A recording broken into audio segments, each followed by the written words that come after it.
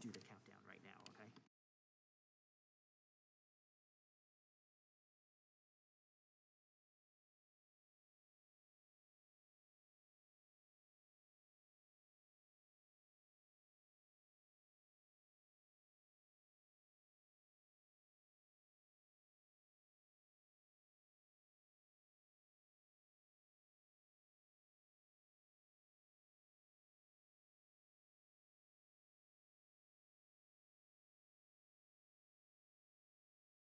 Authorized to declare recesses of the subcommittee at any time.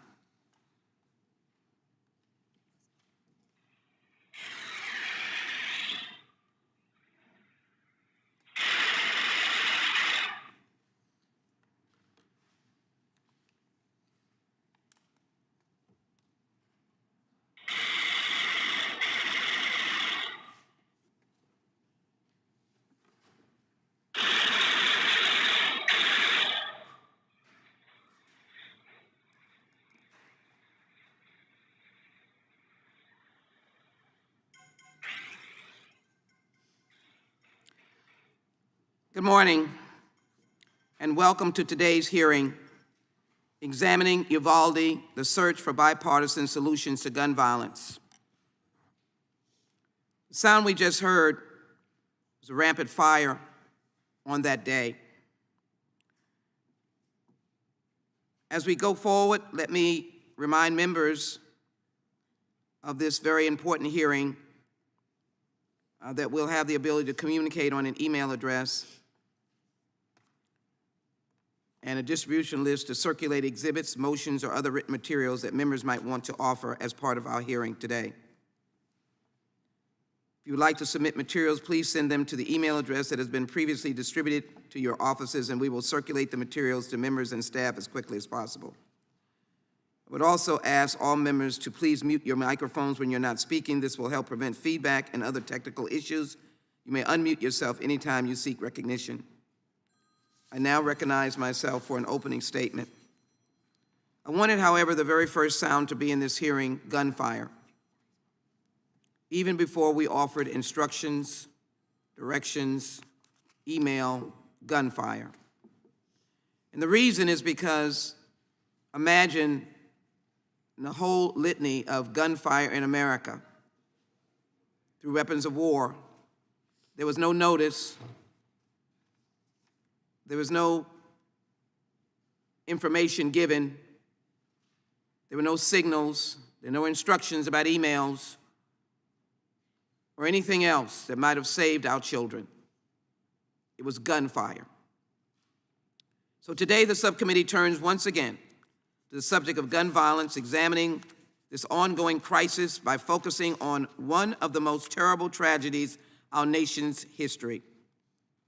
The murder of 21 people, 19 of them children, on May 24, 2022, at the hands of an 18-year-old armed with an AR-15 style rifle at Robb Elementary School in Uvalde, Texas.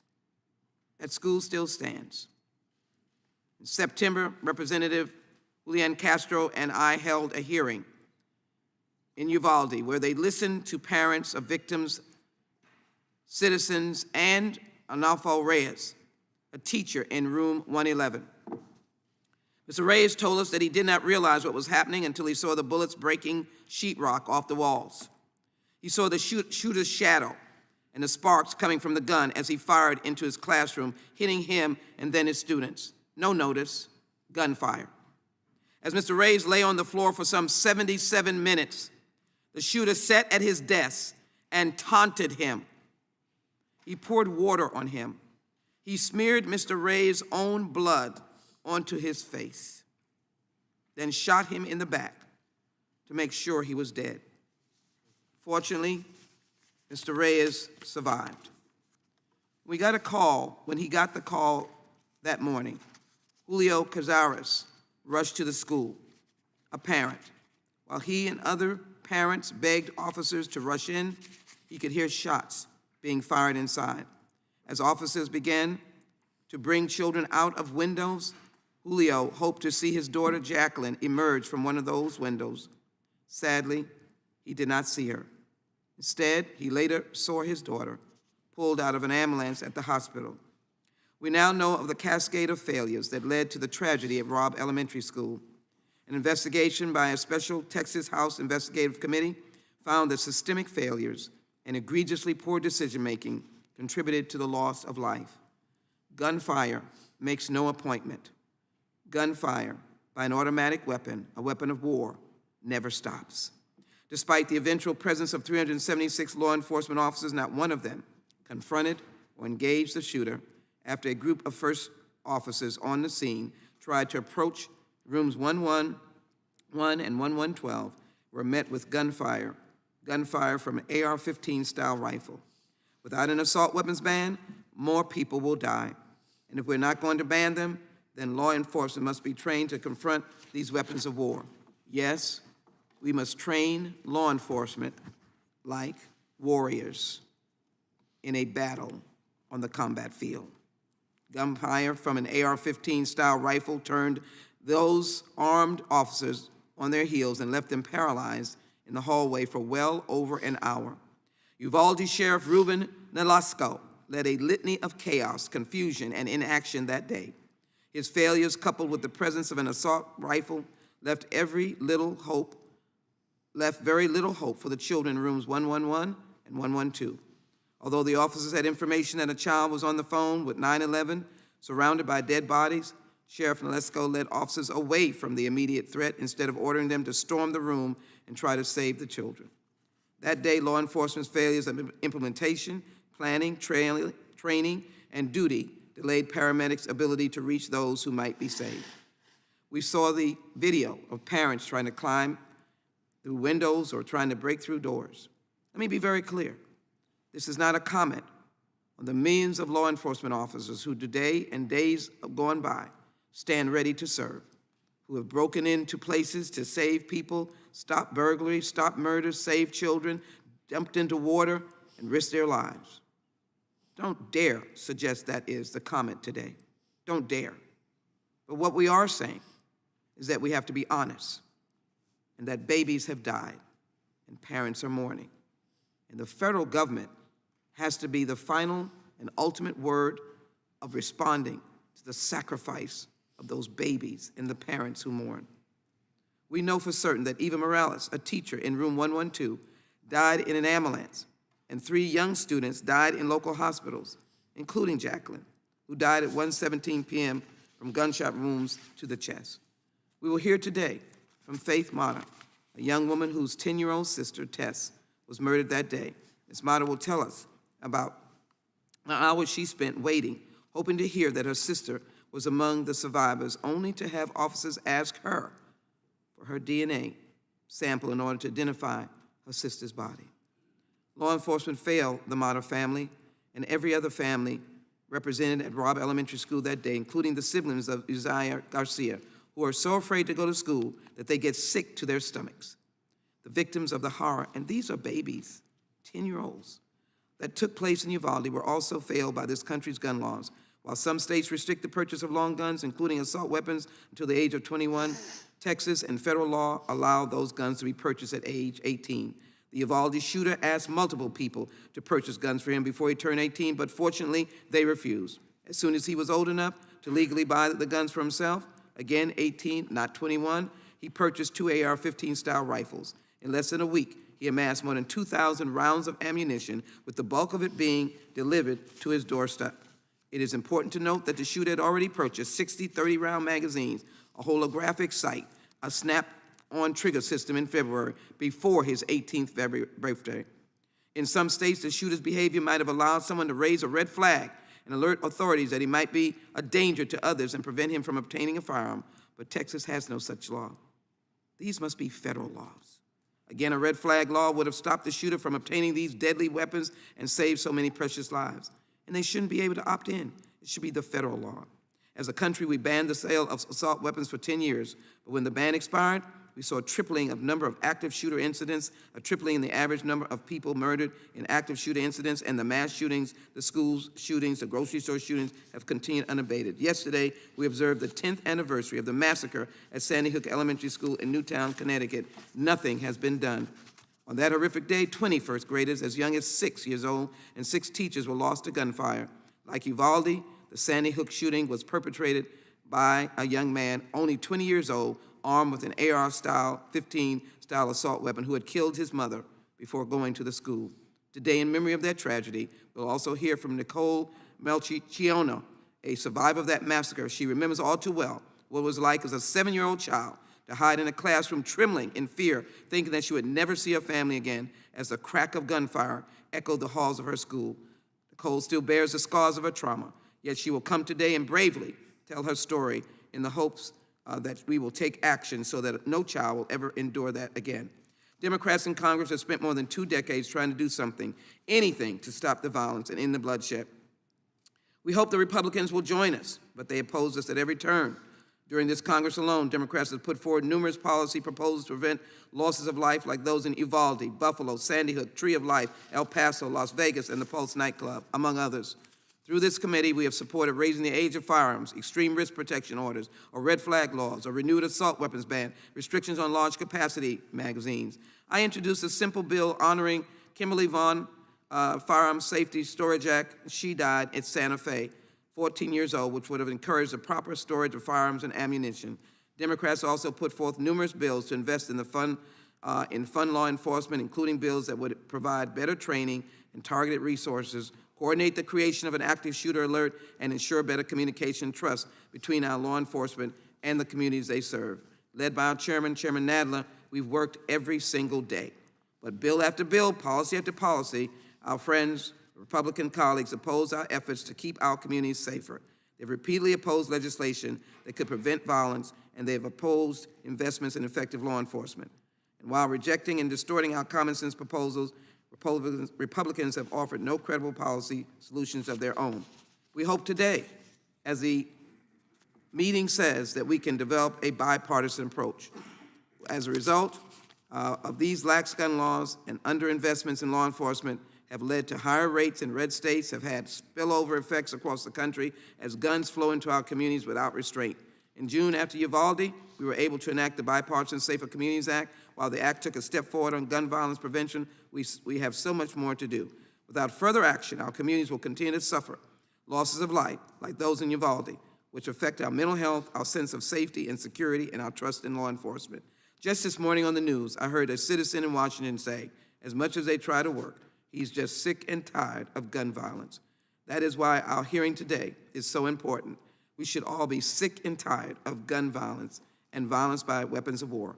I look forward to hearing from each of our distinguished guests who will speak directly to the issues of gun violence that threaten our nation's safety. I thank our survivor witnesses for their bravery and willingness to share their stories. Without objection, I submit into the record the following documents. Texas House of Representatives Investigative Committee on the Robb Elementary School shooting interim report, the Advanced Law Enforcement Rapid Response Training Alert Center's Robb Elementary School Attack Response Assessment and Recommendations. I now recognize the distinguished gentleman from Arizona, the Ranking Member Biggs, for his opening statements. Mr. Biggs, you're recognized. Thank you, Madam Chair. I appreciate this, you holding this hearing today, and appreciate you recognizing me for a few minutes to provide an opening statement. We'll never forget the horror of Uvalde, and those who were victimized will also remain in our hearts and our minds. And as the chair has said, there was a cavalcade of failures on that day. There are many reasons that evil persists and that evil acts. I welcome our two witnesses today. We have Dr. John Lott, Jr., who's an economist, world-recognized expert on guns and crime. He served as the Senior Advisor for Research and Statistics in the Office of Justice Programs and in the Office of Legal Policy in the U.S. Department of Justice, and has held research or teaching positions at various academic institutions, including the University of Chicago, Yale, the Wharton School at the University of Pennsylvania, Stanford, UCLA, and Rice. And he was the chief economist at the U.S. Sentencing Commission during 1988 to 89. He holds a PhD in economics from UCLA. Nobel laureate Milton Friedman noted John Lott has few equals as a perceptive analyst of controversial public policy issues. He's a prolific author for both academic and popular publications and has published over 100 articles in peer-reviewed academic journals and written 10 books, including More Guns, Less Crime. His most recent books are Dumbing Down the Courts and How Politics Keep the Smartest Judges Off the Bench. He's been one of the most productive and cited economists in the world. From 1969 to 2000, he ranked 26th worldwide in terms of quality-adjusted total academic journal output and 4th in terms of total research output. Among economics, business, and law professors, his research is currently the 14th most downloaded in the world. I also welcome the Honorable Jack Brewer to be with us today. He is from Fort Worth, Texas, grew up in Grapevine, went on to a successful athletic career both in track and field and in professional football. But beyond that, though, Mr. Brewer is a humanitarian. He's an ordained evangelist who's dedicated his life to initiatives aligning with biblical commandments to serve the fatherless, the poor, the widows, and the captives. That's what his focus is. He will be talking today about the need for families if we're going to stop violence of all kinds, in particular gun violence. To date, his foundation has delivered over $70 million in medical aid, supports over 55 orphan care centers, and helped deliver sports equipment to over 1 million underserved children, and helps bring medical care to over 20,000 women and children around the world. I'm delighted to welcome our two witnesses here today. One other thing that our distinguished chairwoman said today is we have to be honest. But despite the title of the hearing today, there hasn't been an honest engagement in search for bipartisan solutions to gun violence, mostly because there's only one solution for my friends across the aisle, that is to emasculate the Second Amendment and remove guns from legal, lawful, and law-abiding citizens. For proof, just look at the bills they've either introduced or brought through the committee in the 117th Congress. For example, they have pushed legislation to infringe upon the rights of law-abiding Americans, such as federally mandating background checks on all firearm transfers, red flag laws, banning certain semi-automatic firearms, extending background check waiting periods, establishing new federal databases, and establishing a national firearm registry. Those proposals, gun law experts have explained, will do nothing to end gun violence or in the criminal use of firearms. They did this while demonstrating a complete lack of respect for and understanding of the Second Amendment rights of law-abiding Americans. Don't take my word for it. Let their own words speak for themselves. President Biden stated, quote, "A 9mm bullet blows the lung out of the body. So the idea of these high-caliber weapons is there's simply no rational basis for it in terms of self-protection. Hunting. And remember, the Constitution, the Second Amendment, was never absolute." Law enforcement, military, and ballistic experts agree that those claims, are pure nonsense. I'm talking about the Second Amendment rights of law-abiding Americans. One of the representatives on this committee stated, quote, "Spare me the bull about constitutional rights," close quote.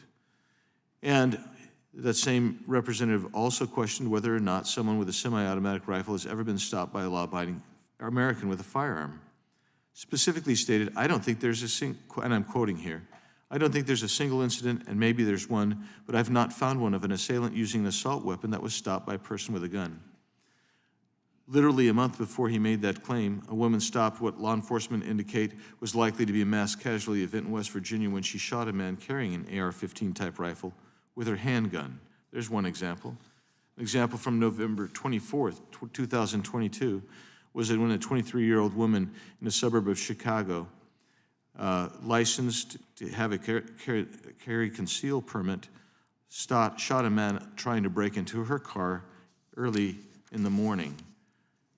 Just last week, a 56-year-old Chicago man being robbed by 4 suspects on Chicago on the west side turned the tables and shot 3 of the robbers, wounding 2 of them and saving his own life. Democrats aren't interested in searching for the causes of these horrific and tragic acts of violence, which is, as I said, the persistence of evil in the world. And how do we curb that? They're only interested in trampling on the Second Amendment rights of law-abiding Americans.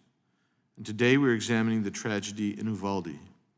The murderer there was estranged from his father and engaged in numerous heated conflicts and arguments with his mother, who was having trouble raising her son.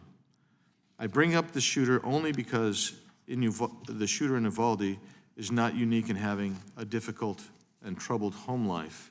Dr. Peter Langman, an expert on the psychology of school shooters and other perpetrators of mass violence, examined 56 school shooters and found that, quote, 82% of the sample either grew up in dysfunctional families or without their parents together for at least a significant part of their lives, close quote.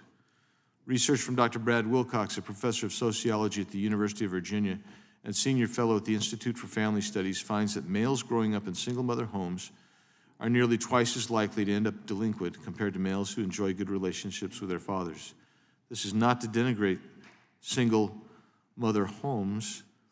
Having my own mother grow up in such a home, it is only to talk about the difficulties and the exacerbation of raising a family that goes hand in hand with these difficult situations. How long can we continue to ignore these findings if we're really going to search for bipartisan solutions to put a stop to these tragic, tragic events? My colleagues across the aisle would like to ignore the connection between adolescent males growing up without their fathers and these violent events, and yet studies indicate very clearly there is a significant correlation and probably a causative effect. In fact, during a hearing this Congress in a plea for new gun control laws, our own chairman stated, quote, a recent study in the American Journal of Medicine found that compared to 29 other high-income countries, the gun-related murder rate in the United States is 25 times higher, even when you adjust for population differences. Americans are disproportionately killed by gun violence. One of the critical differences, of course, is that other countries have stronger gun safety laws, close quote. The fact is that this country has numerous gun laws and penalties already in place for those who violate those laws, for those who sell guns, those who distribute guns, those who traffic in guns, and those who use guns illegally for violent purposes. And what the chairman failed to acknowledge is the fact that nearly a quarter of children in the United States live with only one parent. That is also more than any other country on the planet and has a direct correlation to all the violence in our society, including gun violence. It is now time for us to proceed with this hearing. I'm looking forward to the compelling testimony of all those who are here today, but it's also something, if you're going to look at this testimony, it's important to look at root causes for this violence and not focus solely on taking away Second Amendment constitutionally protected rights. With that, Madam Chair, I'll yield back.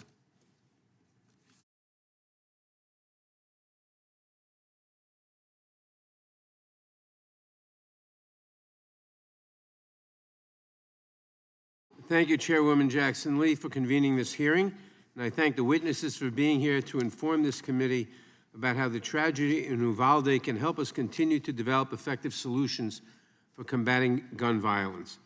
For decades now, America has faced an increasing crisis of gun violence, from the mass shootings that have become a routine part of American life to smaller incidents of community violence, to shootings within our homes and our places of worship. Gun violence has permeated every aspect of our society. And while every incident of gun violence deserves recognition and remembrance, it is the mass murder of children in the schools that we trust to keep them safe that strikes the deepest chord.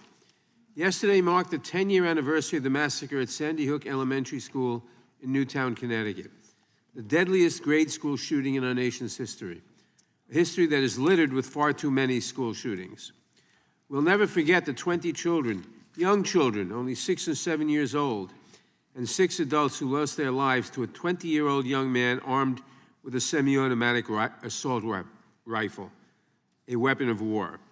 And we will not forget the national outcry for change, for meaningful gun legislation that would prevent similar incidents in the future. But for nearly a decade, those cries went unheeded, as Republicans in Congress stymied any attempt at reforming our gun laws. So month after month, year after year, the shootings have continued. San Bernardino, Orlando, Las Vegas, Parkland, Pittsburgh, Thousand Oaks, El Paso, Boulder, and still Congress did nothing. But this past year we reached a turning point when in the span of 10 days, 31 people were murdered in mass shootings in Buffalo and, of course, in Uvalde. The massacre of 19 school children and 2 adults at Robb Elementary School was a tragedy so horrific that it is difficult to comprehend. From the lax gun laws that allowed the 18-year-old shooter to stockpile military-style weapons and ammunition just days before the shooting, to law enforcement's unfathomable failure to respond quickly and to take all possible actions to save the lives of children, the Uvalde shooting encapsulates so much of what characterizes America's crisis of gun violence. And it is through the lens of the tragedy in Uvalde that we must look for solutions. This committee did just that the week after our earlier hearing, moving the Protecting Our Kids Act, which passed the House on June 8th of this year, with the vast majority of Republicans voting no. The act contained several critical measures to prevent gun violence, including raising the age for buying semi-automatic rifles like those used in Sandy Hook, Buffalo, and Uvalde, establishing new federal offenses for straw purchases of large-capacity magazines, safe storage requirements, and statutory bans on bump stocks and ghost guns. Because of continued Republican opposition, the act did not have sufficient support to pass the Senate, despite the cries from the families in Uvalde and throughout the nation. But just a few weeks later, Democrats and Republicans in the House and the Senate finally were able to come together to pass the bipartisan Safer Communities Act. Though it was not nearly as expansive as our House champion bill, I'm nonetheless proud of what we were able to achieve with the bipartisan Safer Communities Act. The first meaningful gun legislation in decades, the act requires enhanced background checks for firearms purchasers under the age of 21. It creates new federal straw purchasing and trafficking offenses, and it provides critical funding for violence intervention initiatives, children and family mental health services, and school programs, including safety programs. It is a critical first step, but it is only a first step. Experience has shown us that there is still so much more to be done. This committee has tried, but most Republicans have opposed every type of gun legislation we have advanced. Extreme risk protection orders, banning assault weapons, and raising the age to purchase semi-automatic firearms. Each of these measures could have prevented the tragedy in Uvalde and so many others. It is no surprise then that in the few months since Uvalde, we have continued to see more mass shootings. From the July 4th shooting in Highland Park, Illinois, to the Walmart shooting in Chesapeake, Virginia, to the recent massacre at Club Q in Colorado Springs, we have learned that even when police act as swiftly as possible, and even when heroic citizens risk their own lives to stop the bloodshed, there is no act of heroism that can stop an AR-15 assault-style weapon from killing dozens of people within minutes. As we have said time and again, as the evidence has shown, this is a uniquely American problem, and it demands a solution from us, the representatives Americans have chosen to pass laws to protect them while safeguarding their constitutional rights. As Mr. Biggs quoted me as saying, Americans are 25 times as likely to die from gun violence as citizens in other countries. And no one can slander the American people by saying that we are 25 times as mentally ill. We are focusing today on the tragedy in Uvalde because it highlights so many of the issues that we must address in order to stop the bloodshed.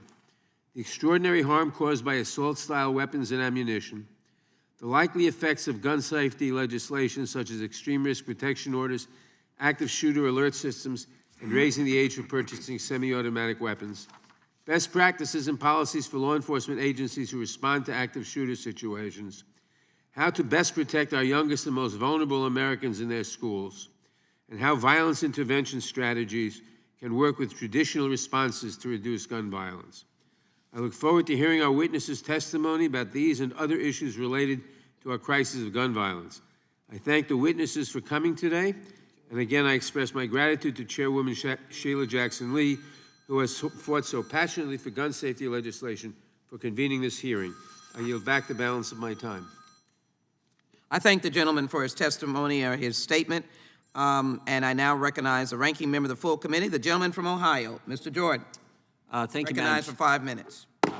Thank you, Madam Chair. I would just want to thank all our witnesses for being here today, but in particular Mr. Lott, who is an expert on firearms and firearm laws, and Mr. Brewer for his work in supporting the institution of the family. You know, the first institution the good Lord put together wasn't the church, it wasn't the state, it was moms and dads and kids. And the strength of that institution ultimately, I think, determines the strength of our culture, our society, and our great country. So we appreciate all our witnesses, but in particular the two Republican witnesses. And with that, I would yield back and look forward to the testimony.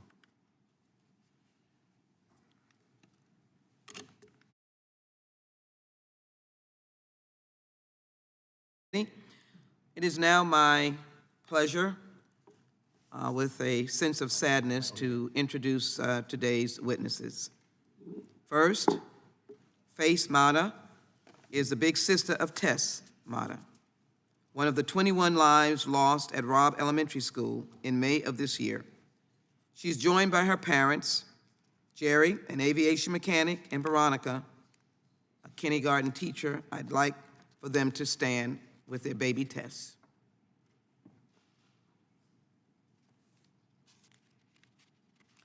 Faith is a senior at Texas State University, where she is pursuing a degree in psychology. Thank you, family. Dr. Ray Guerrero is a board-certified pediatric specialist who was born and raised in Uvalde and attended Robb Elementary School. He treated several of the victims on that day, that terrible day. Dr. Guerrero is their doctor. He is the children's doctor. And he saw these children over and over again. Dr. Guerrero has over 16 years of experience in medicine, including serving as chairman of pediatrics at Val Verde Regional Medical Center, assistant professor of pediatrics at Baylor College of Medicine, and serving as the medical director and CEO of Encina Pediatrics and Primary Care. He didn't sleep for days as he was working with families. Can you imagine his pain? Thank you, Doctor. Thank you, Faith, for being here. The Honorable Roland Gutierrez, who has served in the Texas State Senate representing District 19. He previously served as a member of the Texas House of Representatives from 2008 to 2021. He is a representative of the people. And I met him for the first time going to Uvalde as the first member as we worshiped in church that Sunday after the massacre. He never stopped. He never stopped comforting those parents. He gave up his life, daily activities, to just be there and fight for them.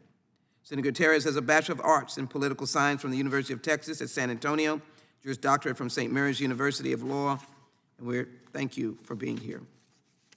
Jack Brewer, who has a Master's in Education as CEO and Portfolio Manager of the Brewer Group, Incorporated, founder and executive director of the Jack Brewer Foundation, chair of the America First Policy Institute Center for Opportunity now.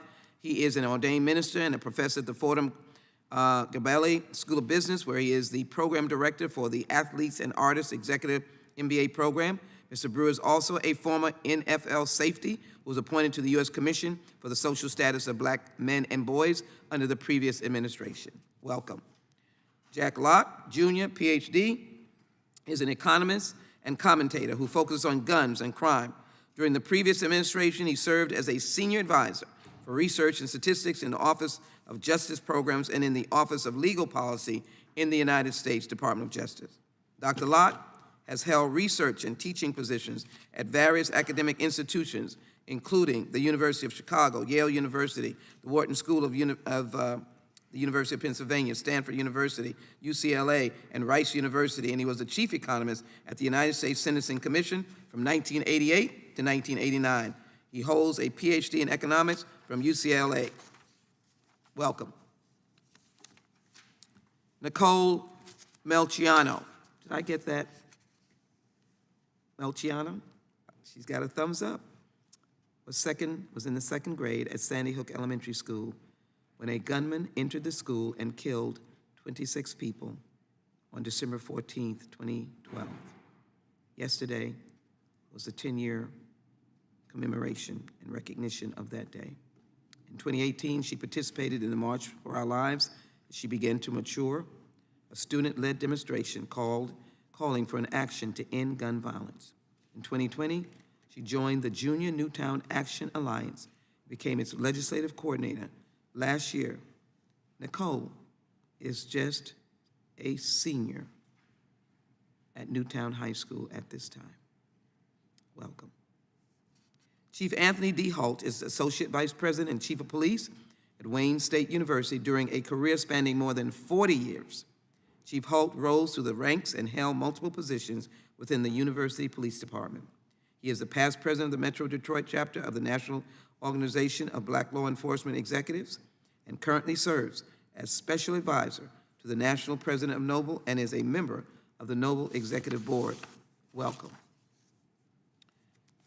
T. Christian Heine is Vice President of Policy at Brady. He began advocating for stronger gun laws after a man with a history of violence shot his parents on Memorial Day in 2005. His father survived multiple gunshots, but sadly, his mother was killed. In the wake of this tragedy, Mr. Heine and his father started a chapter of the Brady campaign to prevent gun violence in Ventura County, California, and helped to pass several local ordinances. Since that time, Mr. Heine has successfully developed, lobbied, and helped implement a variety of local, state, and federal policies. Thank you for your work on the Emily Vaughn Storage Act and other legislation. Before joining Brady, he served as the legislative director at the Coalition to Stop Gun Violence. As I begin to welcome you, all of you as distinguished witnesses, and thank you for your participation, I will start by reassuring the nation that you are under oath and telling the truth to your best of your capacity. I ask you to stand and raise your right hand at this time.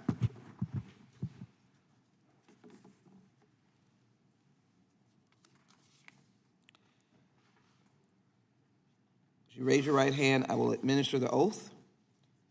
Do you swear or affirm, under penalty of perjury, that the testimony you're about to give is true and correct to the best of your knowledge, information, and belief, so help you God? Let the record show the witnesses answered in the affirmative.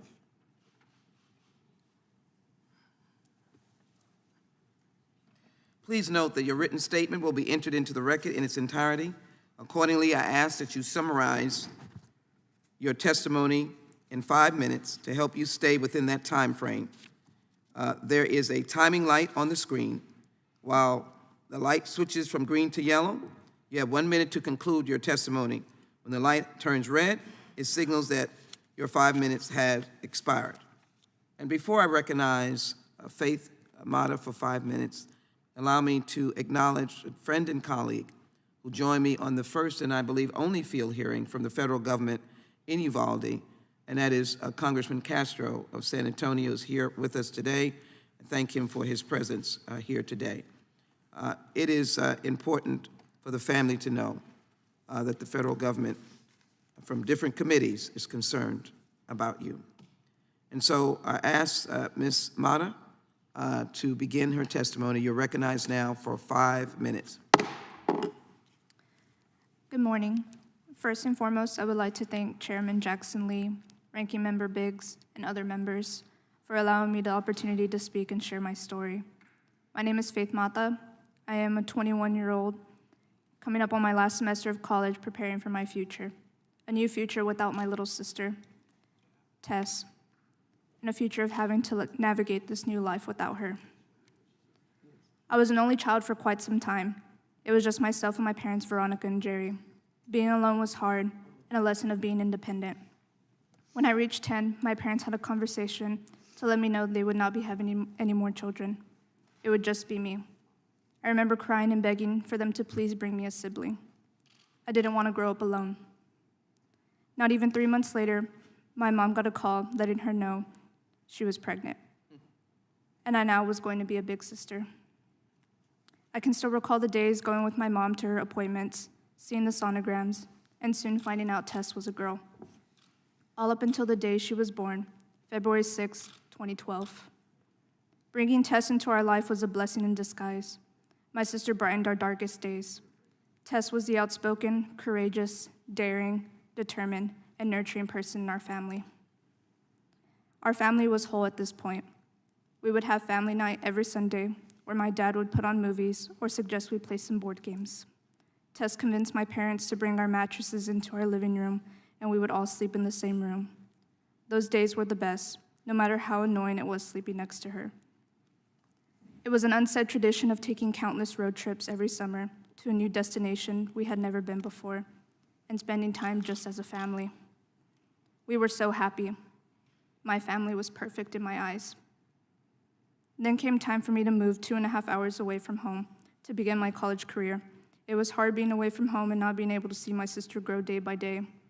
Every time I came to visit, Tess was getting bigger and smarter before my very eyes. It is a beautiful thing to see as an older sibling.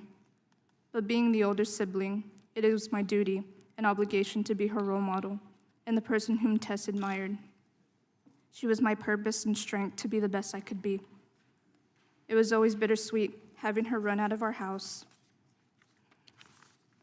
to come and greet me with hugs and smiles. And it hurt seeing her cry and beg me to stay just a little longer when I had to leave back home. Even though I was away at college, our bond was strong, and it was so precious to me and her.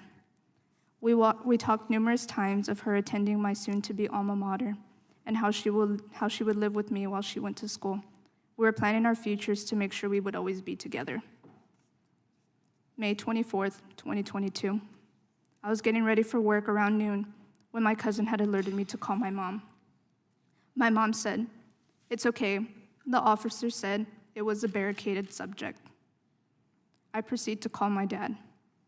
He's standing in front of Robb Elementary and tells me, "There are so many people here. It looks like a war zone."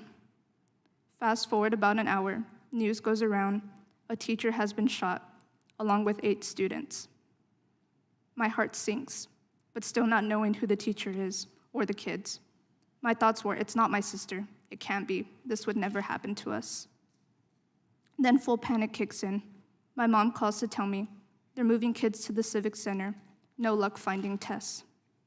Dots start connecting. The teacher was in fact my sister's, and many of the kids that were considered missing at the time were all in the same 2 classes, room 111 and 112. My roommate drove me back to Uvalde, where along the way I was calling hospitals in San Antonio, Texas, looking for my sister. After 2 hours of driving, I was at the Civic Center with my parents, where we waited in a room with other family members. We waited about 8.5 hours until we found out my sister was among the 21 that were deceased. The days following the death of my sister, I took on the responsibilities and tasks that my parents could not bear to do. My parents should not have to plan their own child's funeral. So I felt the need to step in when they needed me the most. Our life has changed forever.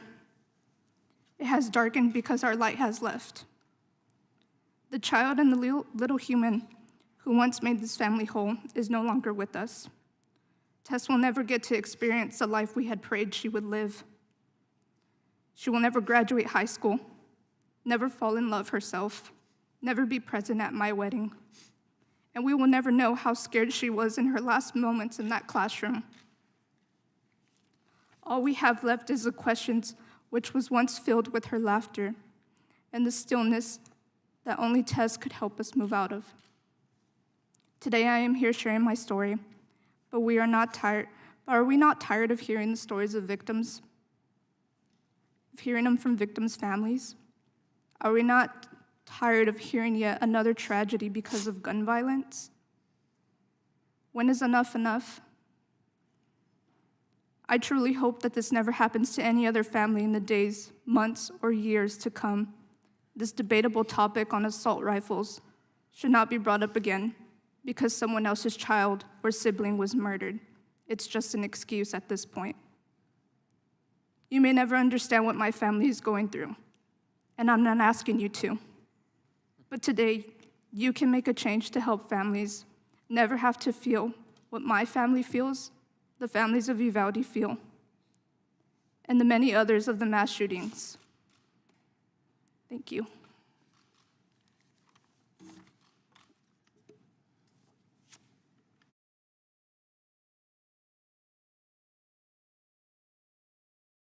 We now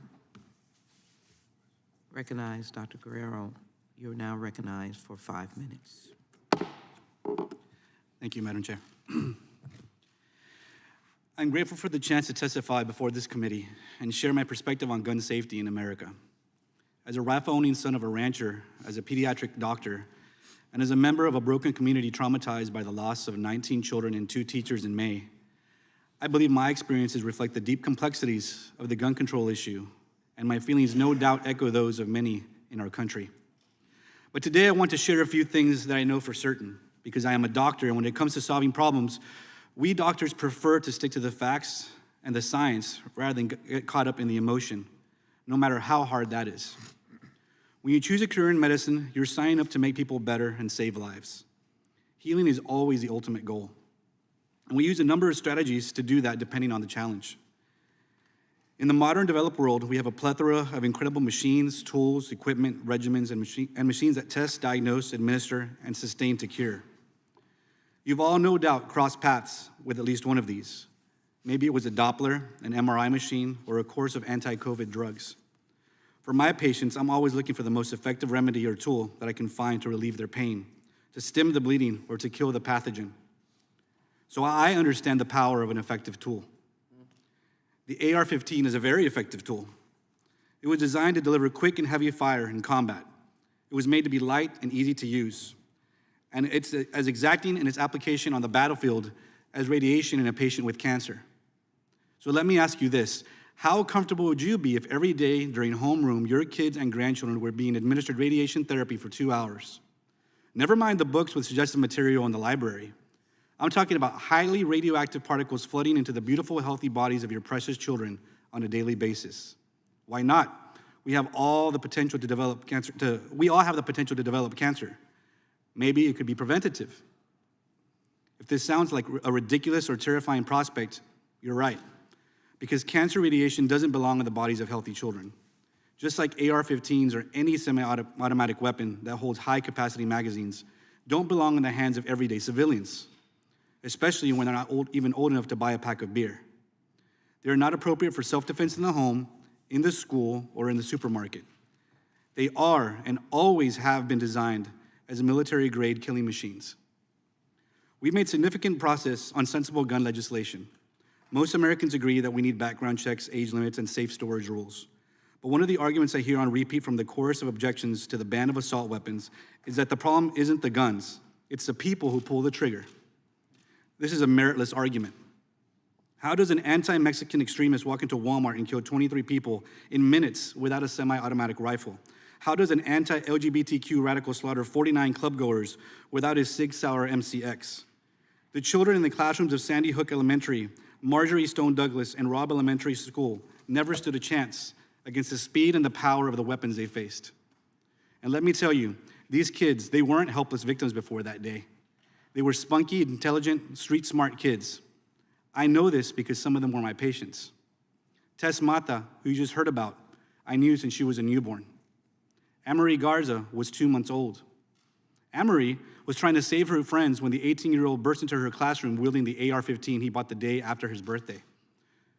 She was calling 911 when she was shot to death. She knew what to do. She was brave. She was a fighter. But against a weapon like that, she had no chance. No chance to run, to hide, or to shout for help. The following is audio that I was given by a parent of kids from across the rooms where the kids were murdered. These children survived. But this is the shrill screaming of kids trying to get out while their classmates are being murdered.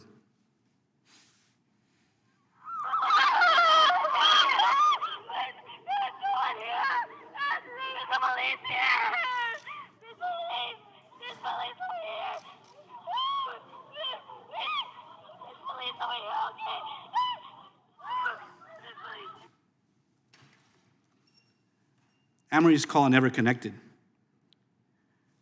When you see pictures of Amory and her friends on the news, you should know they didn't get buried looking sweet and happy like their photos. Some were missing limbs, some had holes in their tiny chests. You might mistakenly imagine a funeral where a child lies peacefully in a colorful coffin, but make no mistake, there's no peace in the death of a child by a weapon of war. Guns are now the leading cause of death among children. Yes, it's not the flu or drowning or even car accidents, because we've dealt with that with seatbelts and car seat regulations. AR-type weapons and bump stocks play a devastating role in this tragic statistic. And here we are, still squabbling about who gets to keep what. Last time I told you I was here, I told you one of the reasons I wanted to work with young patients was because of how flexible and open their minds are about treatment and learning from their experiences. But of course, they're not always enthusiastic at the outset. As a pediatrician, I had to learn a few strategies for dealing with children who didn't want to follow doctors' orders. I had to convince them to trust me when they're too scared to get a shot or get their blood drawn. So you know I've got all kinds of tricks up my sleeve. More screen time, Disney pencils, stickers. I might be the only doctor who doesn't give out lollipops, though. As I sit here today, 10 years after Sandy Hook and 6 months after the massacre in my own town of Uvalde, I'm asked what we can do about finding solutions to gun control. I find myself thinking about those pencils and stickers. Because the naysayers and obstructionists in this debate about assault weapons, the people who don't want to give up their toys, they look like adults, but they sound a hell of a lot like children to me. As I said, I'm a gun owner. I believe in the Second Amendment, but I'm also a doctor, and I deal with facts over emotion. So yes, I love an effective tool. But when a body comes into the hospital riddled with bullets, there's no tool that's going to help. And I'm left to wonder, what is going to take these guns out of the equation? What is going to stop this? You've seen all the evidence you could possibly see that they inflict needless death and destruction. So what's it going to take to change your minds? Children require lollipops for convincing. As their protectors, we just need to look at the horrific tragedies that repeat in our country time and time again. No convincing required. Thank you. Gentleman's time has expired. Thank the doctor for his testimony. Thank you. Senator Gutierrez, you're now recognized for 5 minutes. Thank you, Chairwoman Jackson Lee, and members of the committee for this time. Ranking Member Biggs, I see you're coming back in. Thank you for the opportunity to speak to you. May 24th was the worst law enforcement response to one of the worst school shootings in our nation's history. As policymakers, you and I have to grapple with how much loss of life is acceptable in relation to someone's freedom to obtain and carry a weapon that can inflict so much damage. I have to believe that we as lawmakers can solve this problem, because the alternative is just too evil to contemplate. This shooter waited until his 18th birthday to secure an AR-15 from the local gun shop. He was followed the next day by buying hundreds of rounds of ammunition at the same gun shop.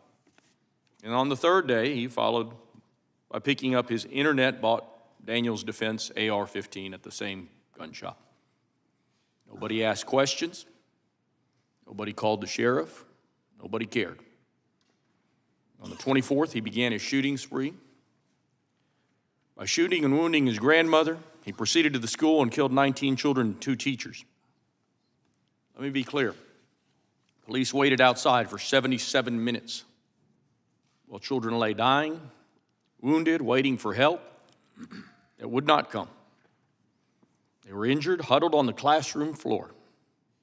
Children called the police as the gunman taunted them to see if they were dead or alive.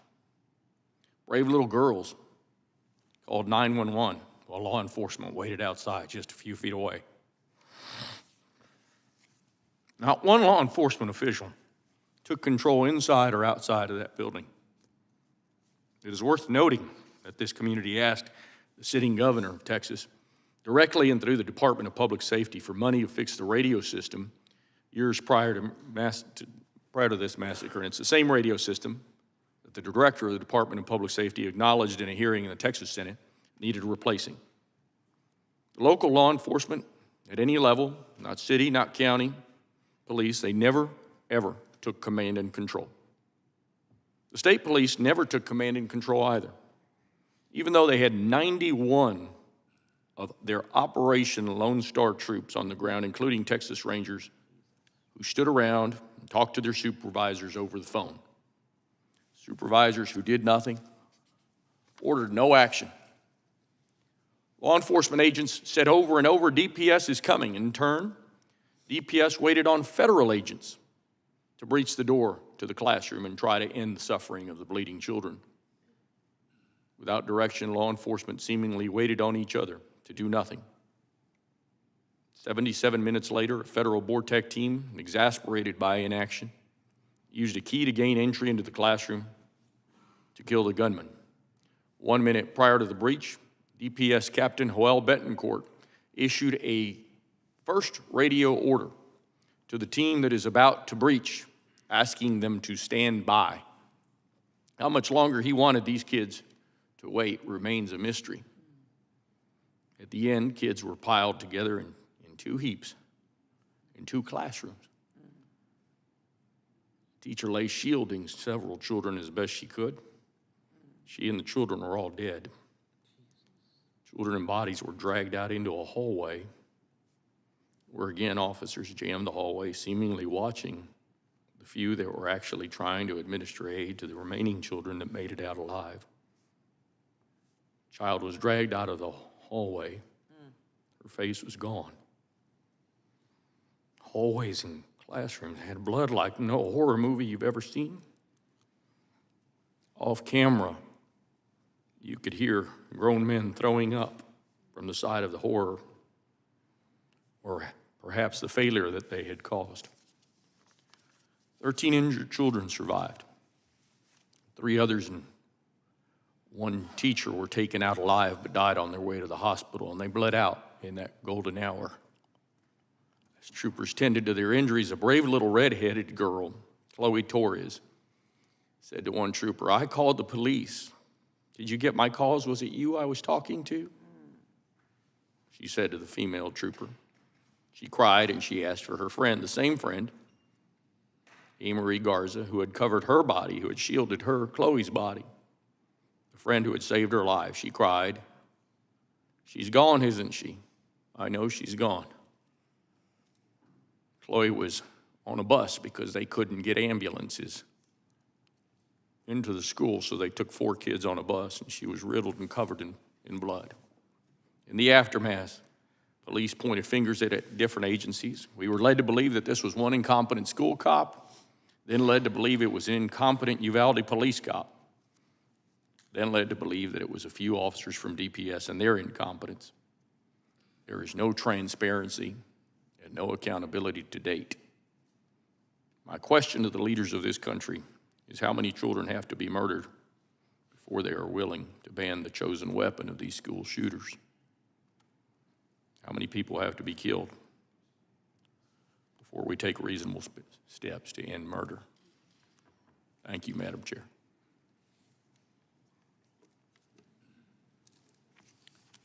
I thank the gentleman for his testimony. I now want to recognize Mr. Brewer. You're recognized for 5 minutes. Thank you, Madam Chair. Ranking Member Biggs, distinguished members. Oh, I'm sorry. Madam Chair, Jackson Lee, Ranking Member Biggs, distinguished members of the committee, thank you for the invitation to appear before you today. I'm a resident of Parkland, Florida, and I understand the impact of these tragedies on our communities. I'm a father of 4. Unfortunately, I've experienced gun violence firsthand. At 14 years old, my friend shot a skinhead in the neck in self-defense after a group tried to break into his house. I will never forget the trauma I felt from having to serve as a witness in that case. Trauma and fear hardened me. After I was threatened and bullied and harassed by skinheads, I started to carry an illegal pistol at 15 years old, a .22 long to be exact. I even took it to school after the skinheads threatened me. I didn't know it then, but I know it now. I was traumatized. I'll never forget being shot at and seeing a stray pellet skin my cousin's arm. I was a young kid with all the world in front of me. I was a straight-A student, a great multi-sport athlete, and even the director of my church choir. If I was caught with that gun in my pocket, I would not be testifying before you today. If I had shot and killed a skinhead or a bully back then, I may still be in prison serving a life sentence today. The difference between me and the hundreds of young black boys who are shooting at each other every week in communities across America comes down to one word: father. The reason I thought twice about ever using that illegal gun I carried in my pocket is because I had a hard-handed daddy at home that would whoop my butt. I had a fasting and praying mama at home that taught me the fear of my Father which art in heaven, and I had a father in the flesh and a father in the spirit. Proverbs 13:24 says, "He that spareth the rod hateth his son, but he that loveth him chastiseth him betimes." And betimes means before the usual or expected time, early. The very school shootings that have brought so much darkness to our nation's history are exacerbated by fatherlessness. A 2016 study found that out of a sample of 56 shooters, only 18% grew up in a stable household with both biological parents.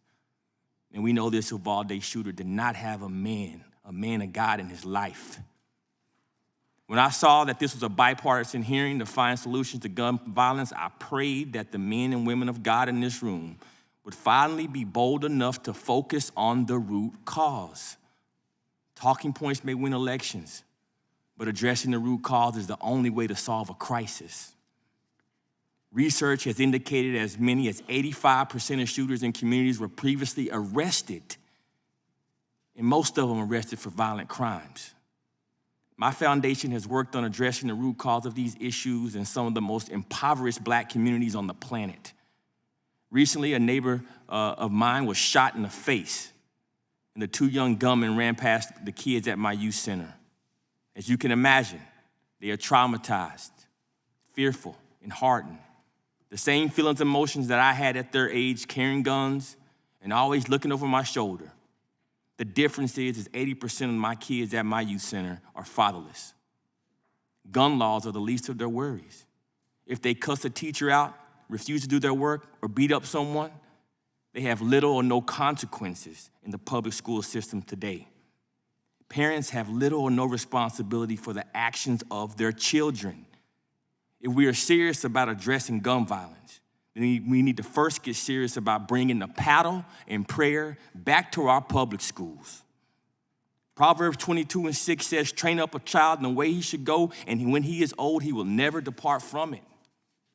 In today's America, we have 18.6 million fatherless kids, more than any nation on earth. And we all know that kids are 20 times more likely to have a run-in with law enforcement if they're fatherless. We do not even teach the 10 Commandments in our public schools anymore, much less hold our children accountable to them. As Mr. Nadler mentioned earlier, this is an American problem.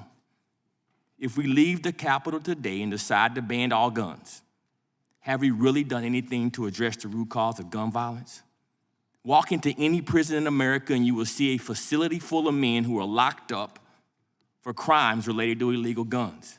Charges ranging from murder and robbery and trafficking, carjacking, possession, distribution, to name a few. I run programs for thousands of men in the prison, many of whom committed gruesome gun-related crimes. The majority of these men share one common thing: they are all fatherless.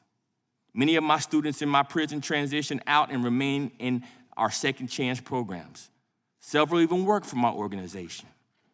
One of the most violent men that I've ever met in prison is currently my roommate. He found full salvation through his Father in heaven, and he was able to meet his biological father for the first time at 50 years old, after completing 22 years in prison for violent crimes. Yes, he shot a man. He happened to be sent to a prison with real Christian-based rehabilitation programs. Unfortunately, despite the chatter about criminal justice reform in our public prison system in jails across America, we're warehousing men and women, and we're not rehabilitating them. The solutions I speak do not come from me, as I've never committed gun violence. I've only had to deal with the results and the victims as a minister and as a father. I assume not many of you in this chamber have ever pulled the trigger on an illegal gun. If we really want to solve these issues, Mr. Brewer, can you don't you think wrap that up? we consider proven solutions? Can you come to a conclusion? Thank you. As a proud American, I'm a dedicated servant to my community. I pray that we can humble ourselves and stop being conformed to the misguided politics of this world, but be ye transformed by the renewing of our minds, that we may prove what is good and acceptable in the perfect will of God. Thank you for having me, Ms. Chairwoman. Thank you very much. Madam Chair, I have a question, a point of parliamentary inquiry. What is the gentleman's inquiry? Every single one of the first three witnesses, which are the Democratic witnesses, went over on their time. When we got to the first Republican witness, you chided him down. So I would ask if you're going to have discernment and openness and allow each of these witnesses to talk and give their statement, then to allow that across the board for all of the witnesses. In the name of Jesus. Thank you. Well, for the record, let the gentleman reflect that Mr. Brewer went over, and I tapped by 2 minutes, and I tapped for him to come to a conclusion. And I think Mr. Brewer was able to complete his statement. Fairness is a golden rule of which I abide by as the chair. Dr. Lott, you are recognized for 5 minutes. Thank you very much. I'd like to thank Chairwoman Jackson Lee, Ranking Member Briggs, and other distinguished members of the subcommittee for the opportunity to speak to you all. I desperately want to do something to stop the horrific violence that Representative Lee and the other witnesses have so movingly described this morning. But I want to do something that actually matters. Unfortunately, many of the proposals won't help or will actually make matters worse. Take background checks on the private transfers of guns, known as universal background checks. There isn't one mass public shooting this century that would have been stopped if such a law had been in effect and had been perfectly enforced. Worse, no one is talking about the massive errors in the background check system and how it overwhelmingly discriminates against Black and Hispanic males being able to go and defend themselves and their families. We hear calls for bans of so-called assault weapons, but the vast majority of firearms in the United States, including these assault weapons, are semi-automatic guns that are functionally identical. Even the influential Associated Press style book acknowledged earlier this year that terms such as assault weapon and weapons of war convey, quote, little meaning and, quote, are highly politicized, end quote. The AP makes it clear that these firearms are not used by any militaries around the world. Despite the references a couple times, they are not automatic weapons. President Biden has frequently said you only need an AR-15 to hunt deer if the deer have Kevlar vests. But an AR-15 functions exactly the same as any small caliber hunting rifle, firing the same bullets with the same rapidity and doing the exact same damage. Banning guns based on them looking like military weapons, the key phrase is often military style, makes no sense. Of course, banning all semi-automatic guns, as President Biden has repeatedly called for over the years, would mainly affect law-abiding citizens. While I guess at least is logically more consistent than banning military-style weapons, it would make it much more difficult for Americans to use guns defensively. If you want to ban all semi-automatic rifles, what's the alternative? A manually loaded gun, where you have to physically put another round in the chamber after you fire each shot? If you face multiple attackers, or you fire and miss, or you fire and wound but don't incapacitate the attacker, someone may not have the luxury of time of manually reloading the gun to be able to go and protect themselves. Claims about these laws having overwhelming support are based on surveys that simplify and mischaracterize what these laws do. Surveys show that when Americans are accurately informed about what these laws change, with strong support changes to strong opposition. There's 4 facts I'd like to try to get across. 1, over 92% of violent crime in America has nothing to do with firearms. That percent has remained fairly constant for the last couple decades. The vast majority of violent crime has nothing to do with firearms. The second point is, while the U.S. media doesn't give much attention, if any, to coverage of mass public shootings in other countries, mass public shootings per capita are relatively low in the United States compared to a number of countries in Europe, as well as the rest of the world. Over the 20 years from 1998 to 2017, the United States had 1.1% of the world's share of mass public shooters and 1.8% of the mass public shooting murders. Both are significantly less than the US's 4.6% share of the world population. People don't take into account that the United States has over 330 million people. You can't compare it to a country with 5 million or even Germany with 80 million without adjusting for the different sizes in population. Many of these countries with much higher mass public shooting rates and deaths have very strict gun control laws. The third fact is 94% of the mass public shootings occur in places where civilians are banned from having firearms. We've heard many times today about the Buffalo mass murderer earlier this year. If you read his manifesto, he spends a great deal of time, like many of these killers do, explaining why he picked the target that he did. I'll read it to you. His manifesto says, quote, attacking in a weapon-restricted area may decrease the chance of civilian backlash.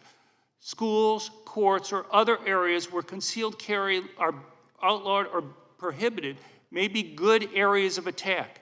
Areas with strict gun control laws are also great places for attack.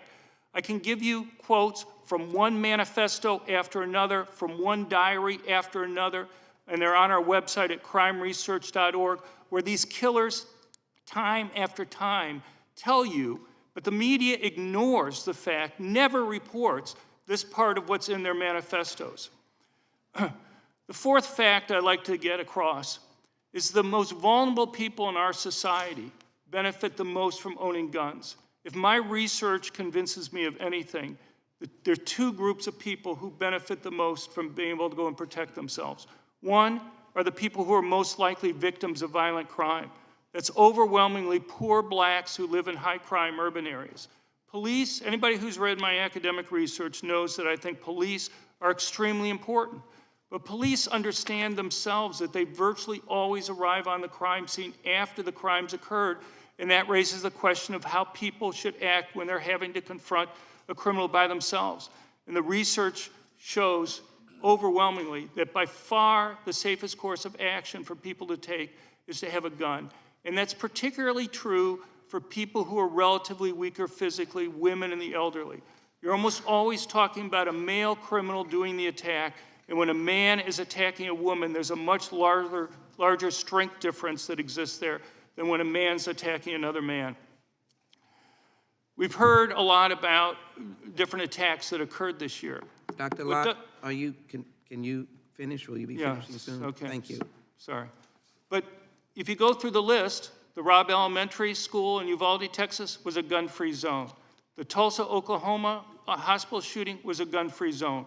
The Walmart mass murder in Virginia was a gun-free zone. I could go through others.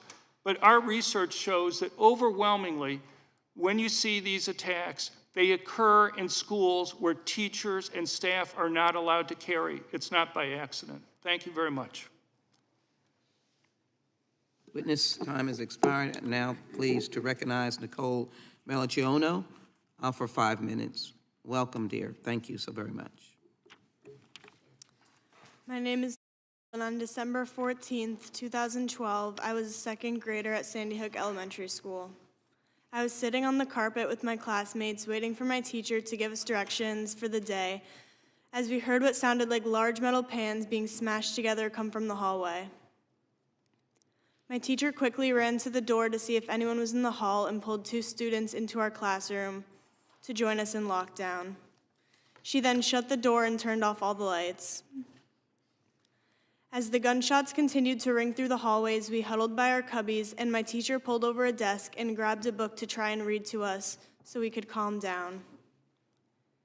As she was reading, she began to heavily shake, and I knew we were in danger at this point.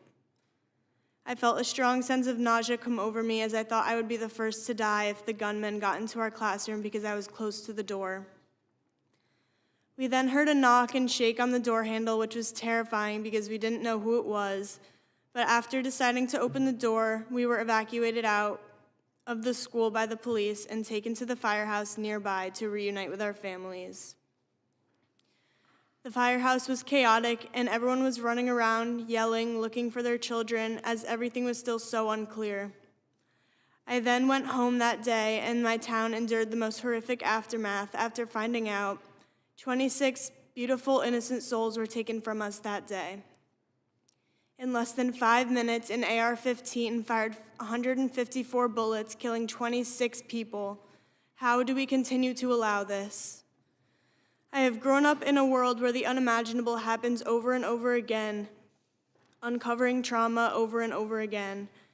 I am here not only because of the trauma I have endured in the past, but also because I am terrified of it happening again in the future. We live in the constant aftermath of inaction from our lawmakers that we voted into office to do everything in their power to protect us. I have met amazing people in this fight, both survivors and victims of gun violence, which is a community that has grown far too big. We have been pushing for an assault weapons ban, which is a crucial step to decreasing these mass shootings with unacceptable death tolls. We also need red flag laws implemented in all 50 states, as well as a federal safe storage law for all gun owners and universal background checks. That is just the beginning of the work that needs to be done. We see time and time again that these shootings are pure acts of hate. Buffalo, Uvalde, Pittsburgh, Parkland, whether it's racial inequity, anti-Semitism, socioeconomic backgrounds, high schools, grocery stores, the cold grip of gun violence has touched far too many and has no boundaries. America is alone in this battle to live freely for a reason. Our lawmakers have not taken bold, life-saving, crucial action to protect what the majority of Americans believe in, which is common sense gun safety measures. I am here today to beg you to please do everything in your power to enact measures that prevent everything you care about being lost within seconds, because with no action, it is not a matter of if, it is a matter of who is next. And we ran out of time over a decade ago. We need to act now. Thank you. I thank you very much for your testimony, Nicole. Chief Holt, you're recognized now for 5 minutes. First, I'd like to thank the committee for the time for allowing me to testify this morning on this important matter. First, I want to bring you greetings on behalf of our national president, Brenda Goss Andrews. She could not be present today due to her previous commitment. The executive board, member, and constituents of the National Organization of Black Law Enforcement Executives, NOBLE. I serve as a special assistant to Brenda Goss Andrews, and I'm the current chief of police at Wayne State University in Detroit, Michigan. I have served over 40 years in law enforcement profession, and I have an experience in responding to more than my share of violent gun victims, including the loss of life of one of my officers who was fatally shot in the head. And like everyone here, parents are not supposed to bury their kids. Yesterday marked the 10th anniversary of the Sandy Hook Elementary School shooting that occurred in Newtown, Connecticut, when 20-year-old Adam Lonson shot and killed 26 people. The vast majority of the victims were children, ranging in age of 6 to 7 years old. In total, 20 of the 26 victims were children. The Sandy Hook Elementary School shooting is the deadliest mass shooting in an elementary school in U.S. history, and the fourth deadliest mass shooting overall. We at Noble released a statement acknowledging the 10th year anniversary and want again express our heartfelt prayers and condolences to the affected families and communities. Unfortunately, our nation again experienced a mass shooting at Robb Elementary School in Uvalde, Texas, resulting in the deaths of 19 students and 2 teachers at an elementary school not unlike Sandy Hook Elementary School. Again, we want to express our heartfelt prayers and condolences to the affected families and communities. Of course, there is a difference in time, place, location, victims, and the circumstances leading up to the violent acts of shooters in both mass shootings. However, there are certain undeniable elements within our nation that exist during both the Sandy Hook shooting and the Robb Elementary School shooting. The main one is being the lack of an assault weapon ban. Noble is very concerned about the level of gun violence in the United States, and specifically the correlation between violence and proliferation of assault weapons and high-capacity ammunition magazines. It is our organization opinions that violence, particularly gun violence, is a public health issue. As with all public health issues,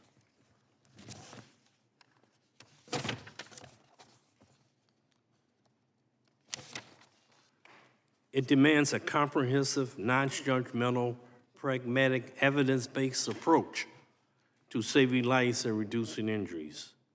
Noble, along with organizations such as the National Gun Enforcement Partnership to Prevent Gun Violence, is committed to addressing the pervasive nature of gun violence and the horrific impacts on communities across America. Specifically, firearms-related injuries or death, to include homicides, suicides, accidental shooting, is unacceptable and demands immediate attention. The aim of this program is to reduce injuries or death due to improper gun storage, especially as it relates to the safety of young children. This is a program that our national president of Noble launched entitled It Starts at Home. Additionally, Noble advocates for limiting high-capacity ammunition magazines to 10 rounds and the regulation of new semi-automatic assault weapons.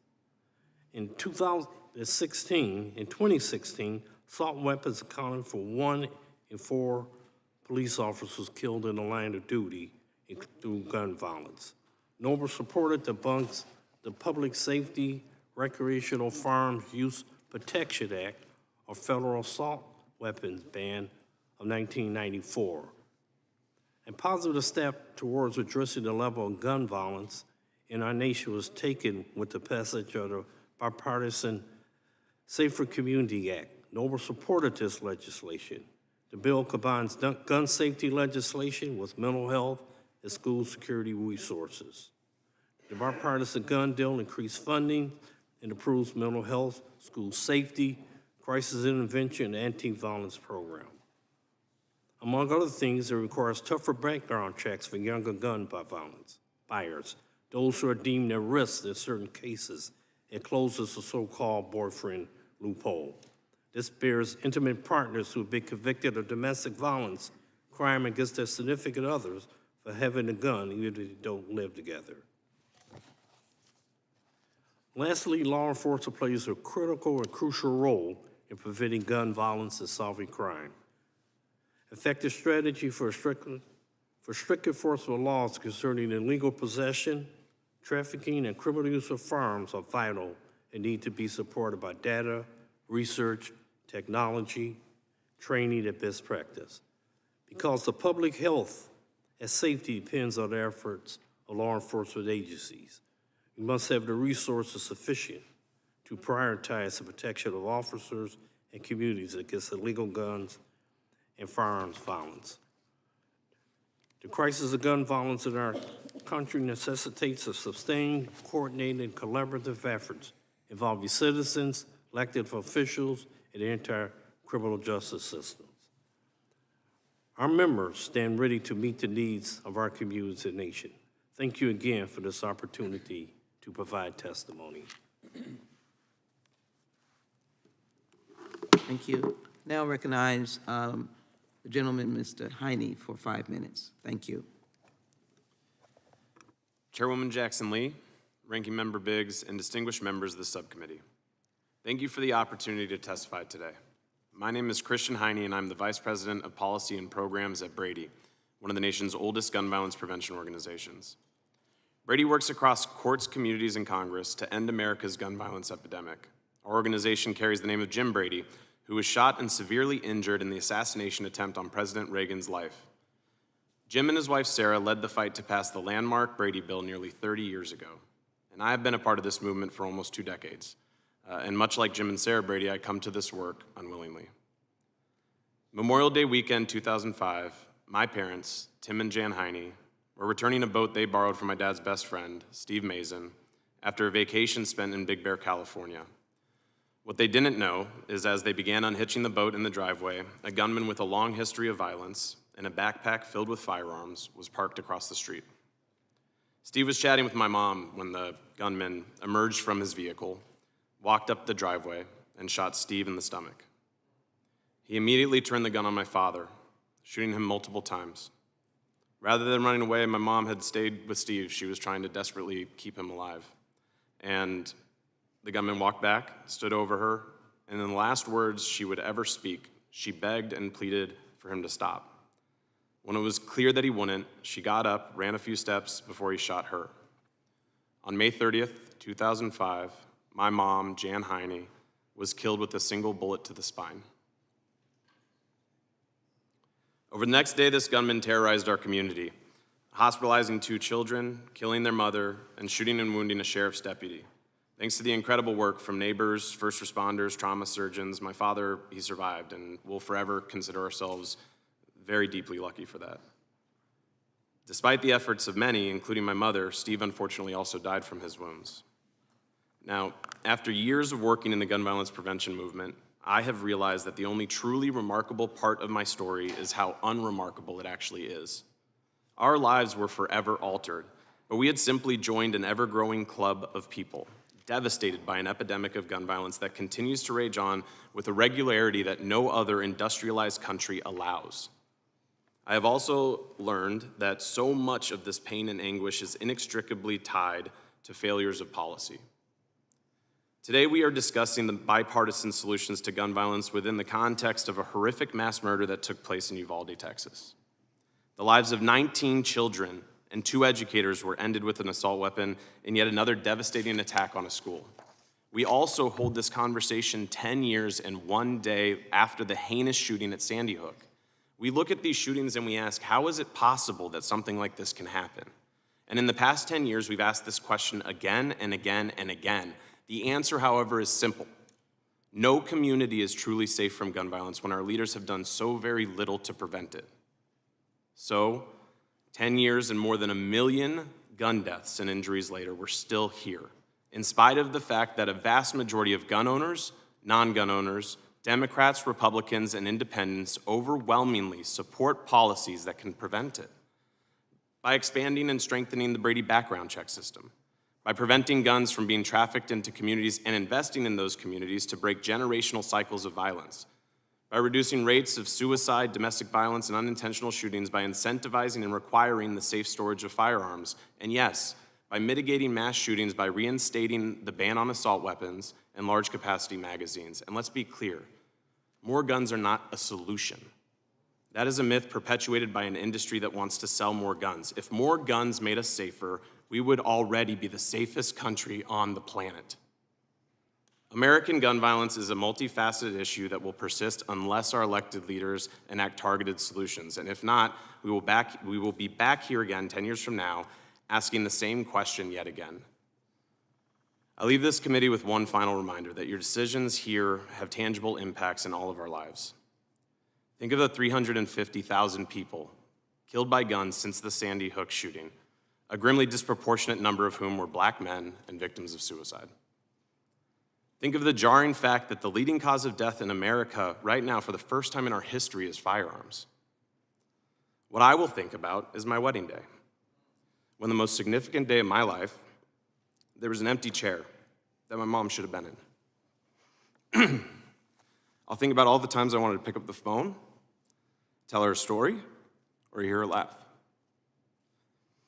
I'll think about how she's never held her grandchildren. And I'll think about all the families this year that will have to live through Christmas without their child, and the inevitability of those who will join our club unless representatives here take the requisite action to prevent it. I sincerely thank the committee for this opportunity to testify, and I look forward to your questions.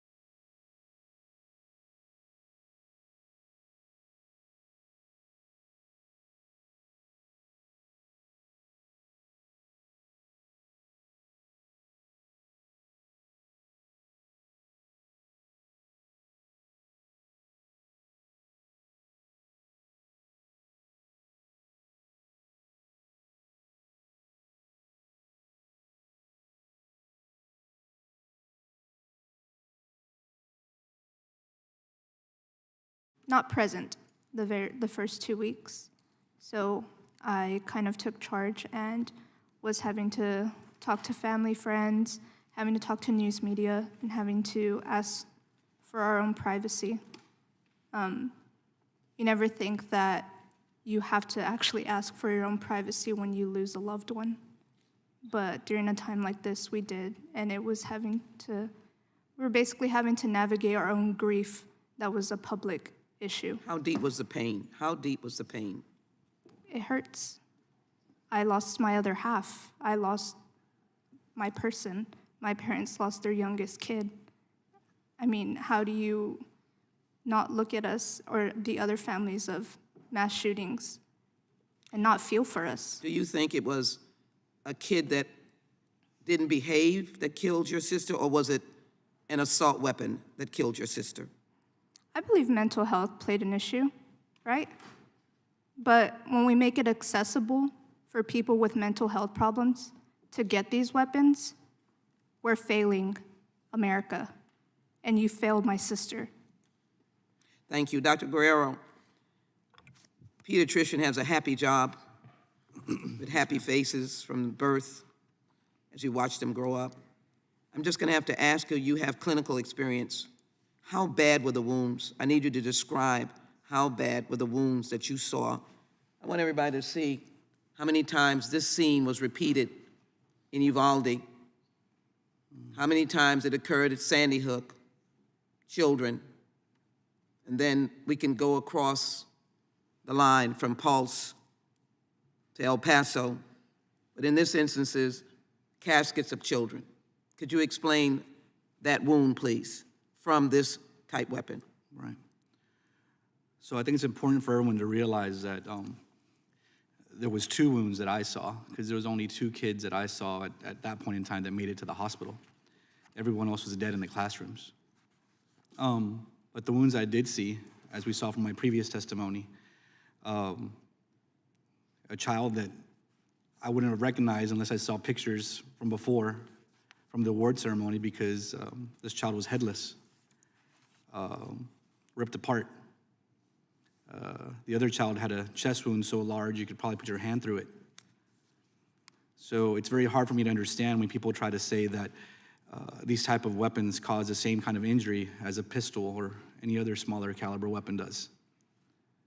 Because I think we know that, or at least I know, that's possibly not even true. Again, I've never seen a kid shot before, but these were devastating injuries that no one could have survived. Would you say the bodies were mutilated? Yes. Would you say that if someone had a pistol that would have equaled what this weapon did to these bodies? No.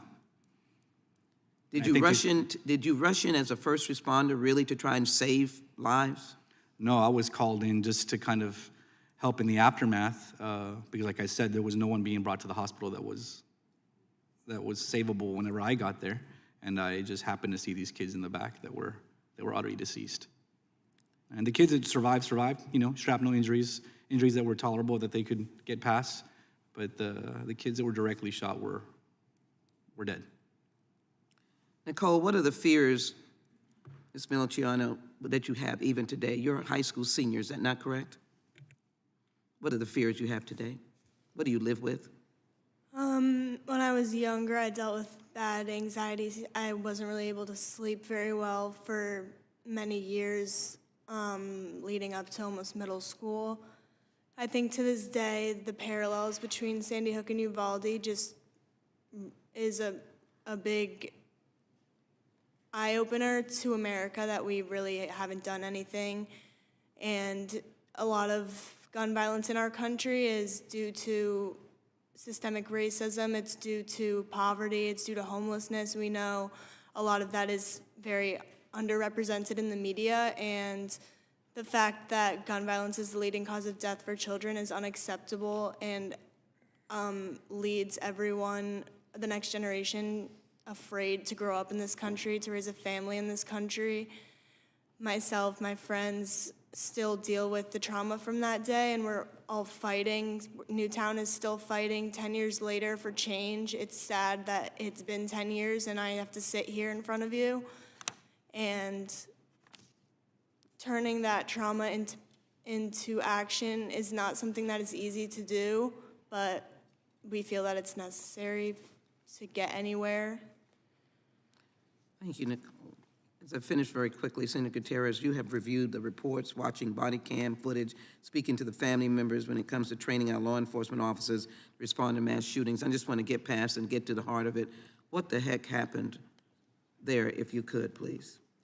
Chairwoman, it was system failure, it was communication failure, it was cowardice, it was, you name it, any number of things that happened on that day. As I've said before many times, this was the worst response to a mass shooting in our nation's history. What should the federal government do? One of the things that pervaded Congresswoman was a federal agent went up to a DPS trooper. Nobody was in charge. Nobody took charge. And one of the federal agents said, I'm waiting on my BORTAC team to get here. When they arrive, you know, and he said, I'm glad to help, whatever you need. And then all of a sudden that became, we're waiting on BORTAC. Prior to that, it was, we're waiting on DPS. Prior to that, it was the sheriff. The sheriff says, I wasn't in charge. DPS wasn't in charge. DPS was in charge. DPS says the sheriff was in charge. It all started with the story that this was all, the guy that was supposed to be in charge was the school cop. No one took charge. And the sad part about these types of events is they don't happen in a vacuum. Had this young man not had access to this type of weapon, all of those failures wouldn't have made a difference, but he did. And he waited until his 18th birthday to get him because he had tried and failed prior to that. Unfortunately, in Texas, you can get this type of weapon at the age of 18.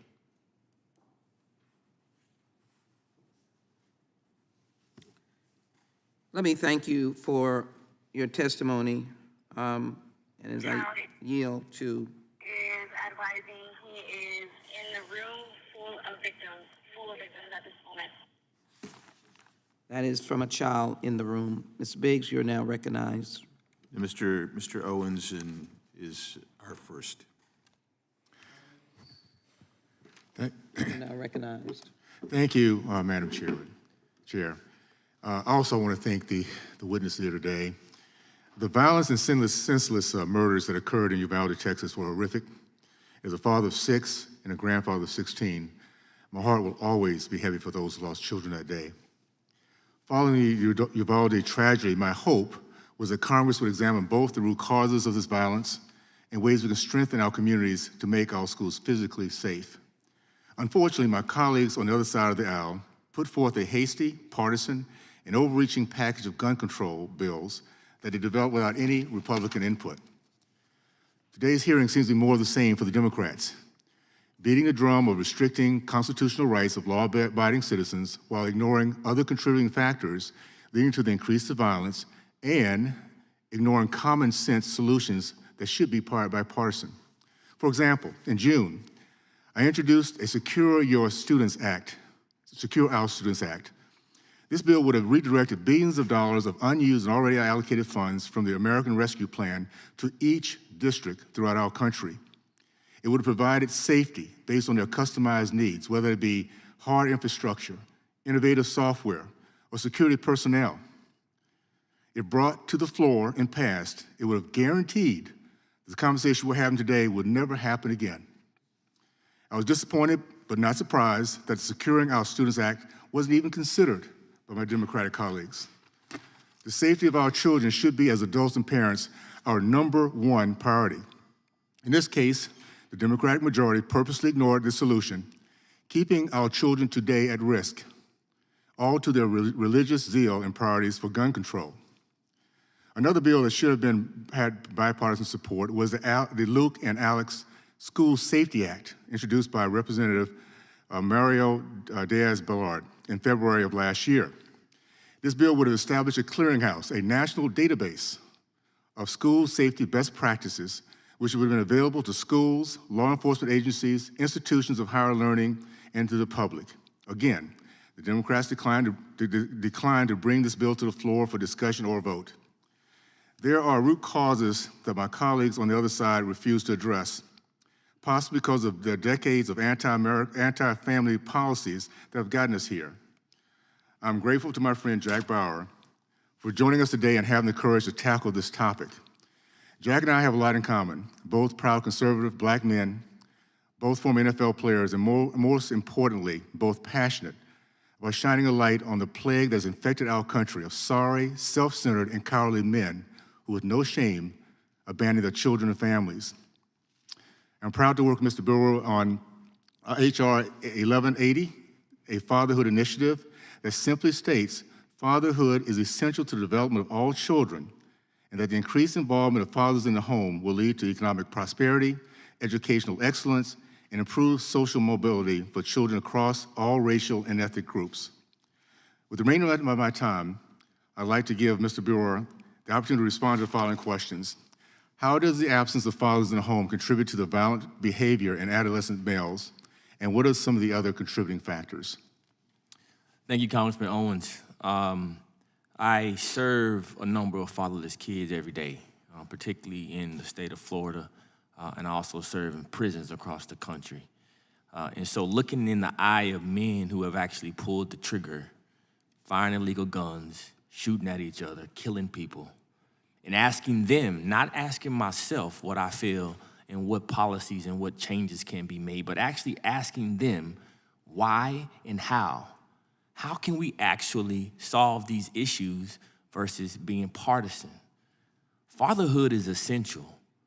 We see it. If we don't do something about this epidemic, if this was anything else, we would have already addressed it as Americans. When you look across and see 18.6 million fatherless kids in our nation, it should make our stomachs hurt. And the fact that every time we look up and see someone do a mass shooting, they never have a strong-handed daddy in their life. At what point are we going to be brave enough to address those root causes? I go to prisons every week. I'll be in another one next week. And so I'm crying out for those guys in the prisons. Because at the end of the day, they're growing up in poverty. They're growing up without parents. These kids are hurting. These are Americans. And so if we continue to put billions of dollars into our criminal justice system without putting any money into rehabilitation programs, without putting any money into programs that are going to make sure that our fatherless population have strong men who can mentor them, who can help them academically in school, who can run sports programs, we have a nation in crisis. We're confusing our kids with all of these policies that are anti-family and anti-God. And so, Mr. Owens, I'll yield back, but I just want to thank you for your bravery. And there's a lot of young boys that look up to the Super Bowl champion that sits in these halls of Congress. And you continue to fight for the real solutions. They're not popular. Trust me, I get bashed. I'll get bashed today for just being here. But I'm okay with that because the God I serve is much bigger. Congressman Owens, thank you so much for this opportunity. Thank you. Thank you, Mr. Barrow, for your leadership, your vision, and for being a voice in the wilderness. Thank you, my friend. I yield back. Thank you both very much. And as I yield to the chairman of the full committee, we've just passed a one-stop shop that deals with a lot of those issues. Thank you. I yield to the chairman of the full committee, the distinguished gentleman from New York, Mr. Nadler. Thank you, Madam Chair. Chief Holt, we've just heard testimony from Mr. Brewer that the causes of our gun violence problem are a lack of fathers, and from Professor Lott that there's no effective difference between an AR-15 and a single-shot gun. Could you comment on this testimony, please? In my experience in law enforcement, I think it's a huge difference between the AR-15 assault weapon and a 9mm or 38 revolver. I think the key is my officer was killed with an assault weapon. Recently, as 2 months ago, I responded to a Detroit police assist where a high-powered pistol with an extended magazine, shot an officer and killed him from the back of an apartment building. He was lured into this trap. I think it's something to be said for a strong family background. I don't think that is the solution to what we're facing right now with gun violence in the United States, and particularly in my city. Thank you very much. In other words, this testimony is with respect to the prevention of gun violence, idiotic, and I agree with you on that. Mr. Hain, this year we were able to make some progress on gun violence with the passage of the Bipartisan Safer Communities Act, yet there's still much more to be done to prevent gun violence.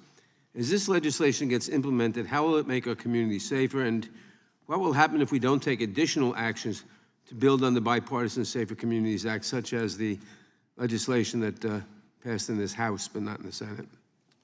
Yeah, thank you so much, Chairman Adler, for the question. And the Bipartisan Safer Communities Act is a really important step. I would say a number of policies and a package that undoubtedly is going to save lives, but it's not going to solve gun violence overnight. I would actually mention the fact that the universal background check, something that 90% of Americans support, what would serve as a foundation for all gun laws to function, was off the table during that negotiation. So while we were incredibly excited about things like addressing the dating partner loophole, the historic funding for extreme risk law implementation, funding for community violence intervention programs, which addresses a lot of the root causes that we're talking about, community investments in order to address the cycles of gun violence, all of that stuff is going to have tangible impacts in communities. But we do have a lot more to do to address gun violence in all of its forms, and this committee has done an incredible job of putting some of those solutions forward. Thank you. Chief Holt, unarmed bystanders disarmed the shooter at Club Q in Colorado Springs, and law enforcement was on the scene within minutes, yet 5 lives were still lost.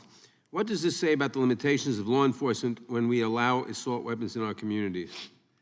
I think the issue to respond to that question, and I'm going to respond to it, is how we train and how we respond to something like that.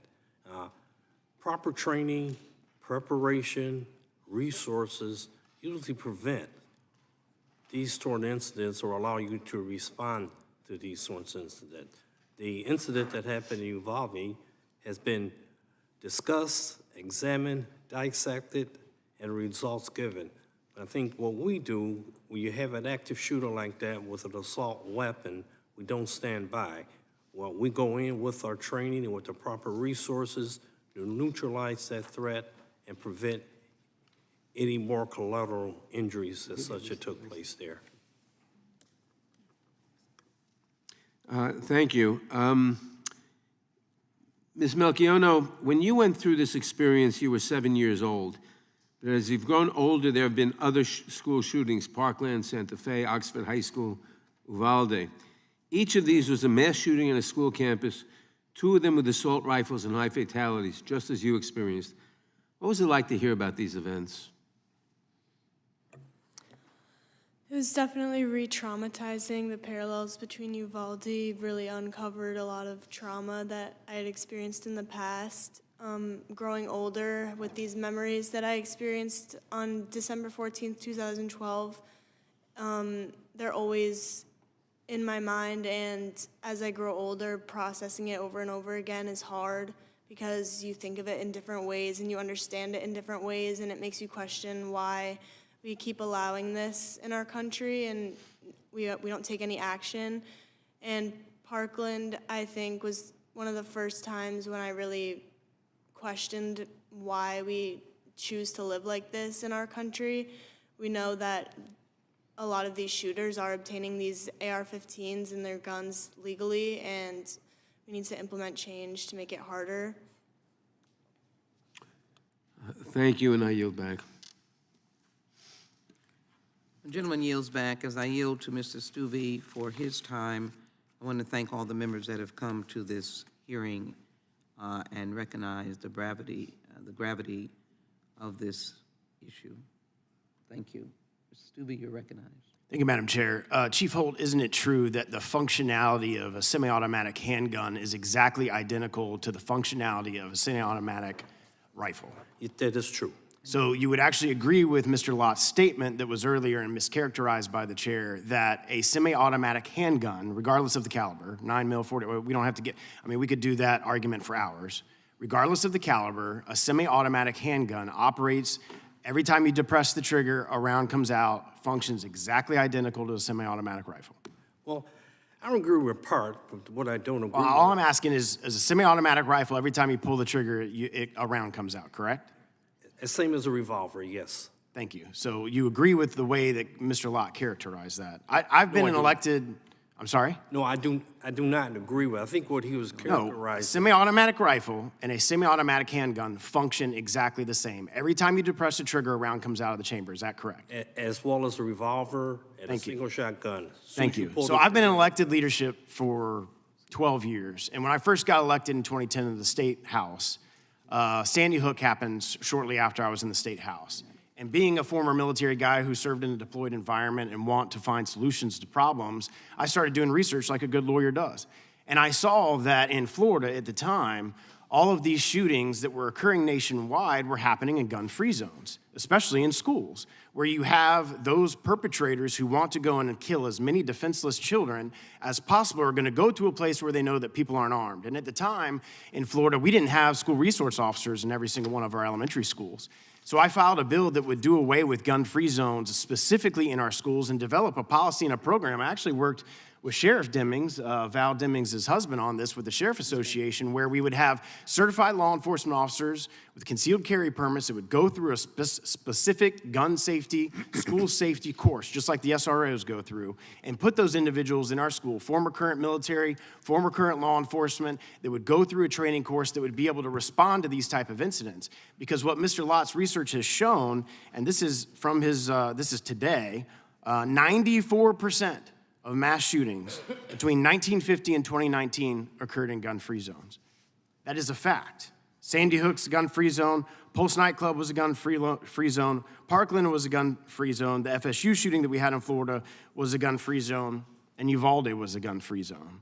And regardless of, we will never get evil people out of this world, and regardless of what tool they're using to accomplish the evil they intend on accomplishing, by not having somebody there who is properly trained, who is armed to be able to respond to these type of atrocities, is what is putting all of our children in these horrible situations.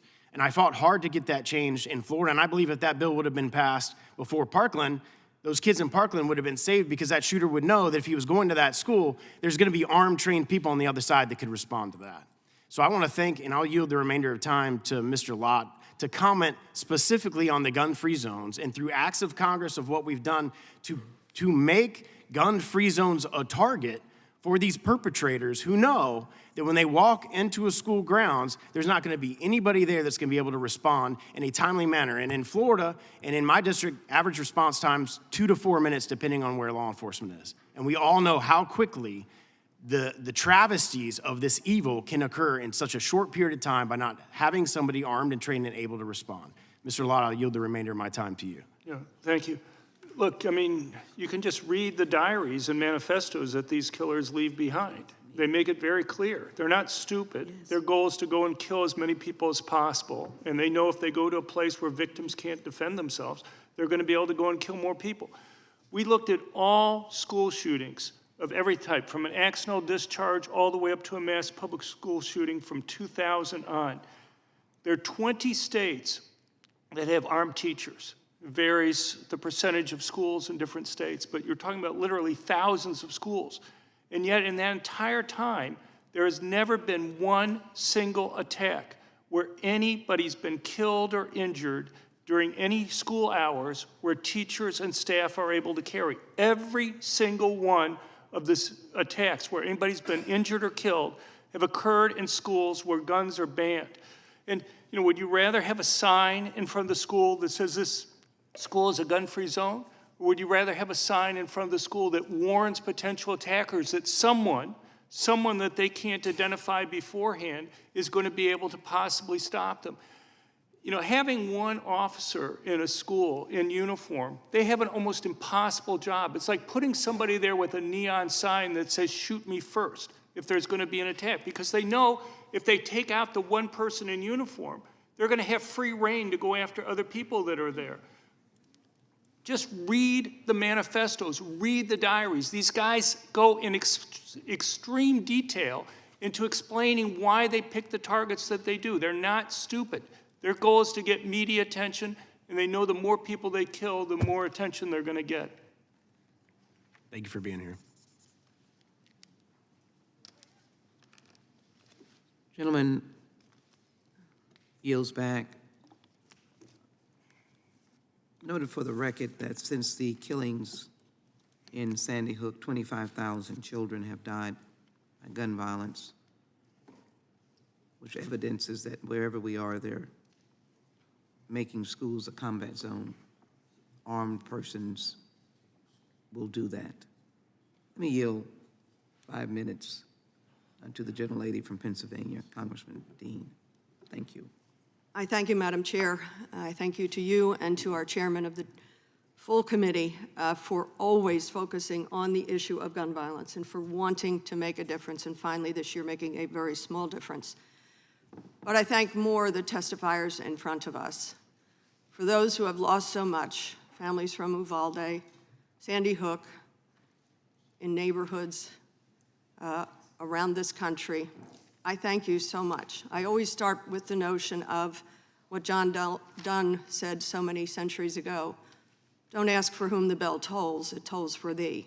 It tolls for every single one of us, every time a family member is struck down by violence.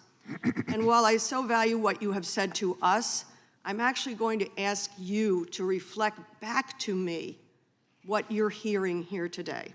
In the face of such loss, in the face of something that is man-made and therefore could be man-solved, you are hearing that the root cause of massacres across this country, like no other industrialized country suffers, is evil.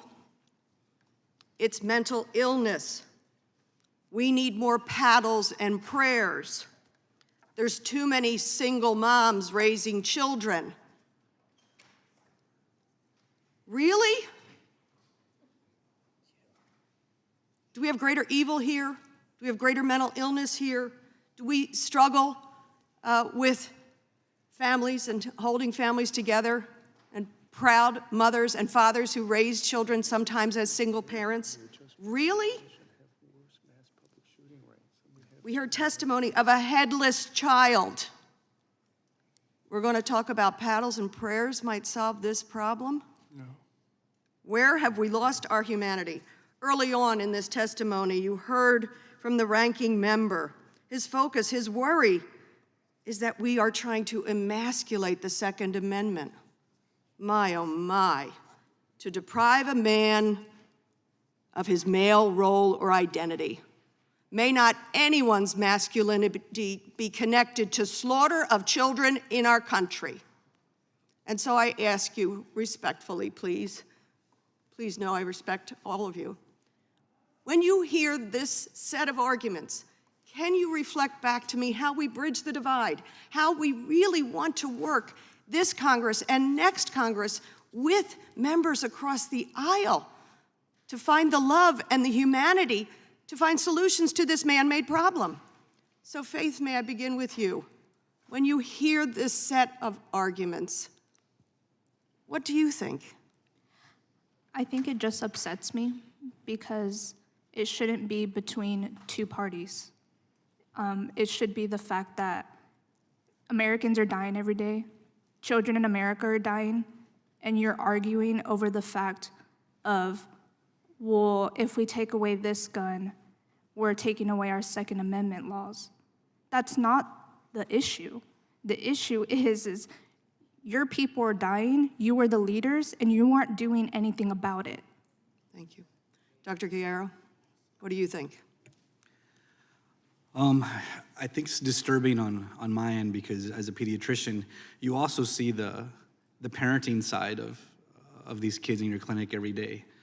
And I have plenty of kids that suffer from mental illness, that end up being in institutions, that end up as bad kids that had great parents, both mom and dad, day in, day out.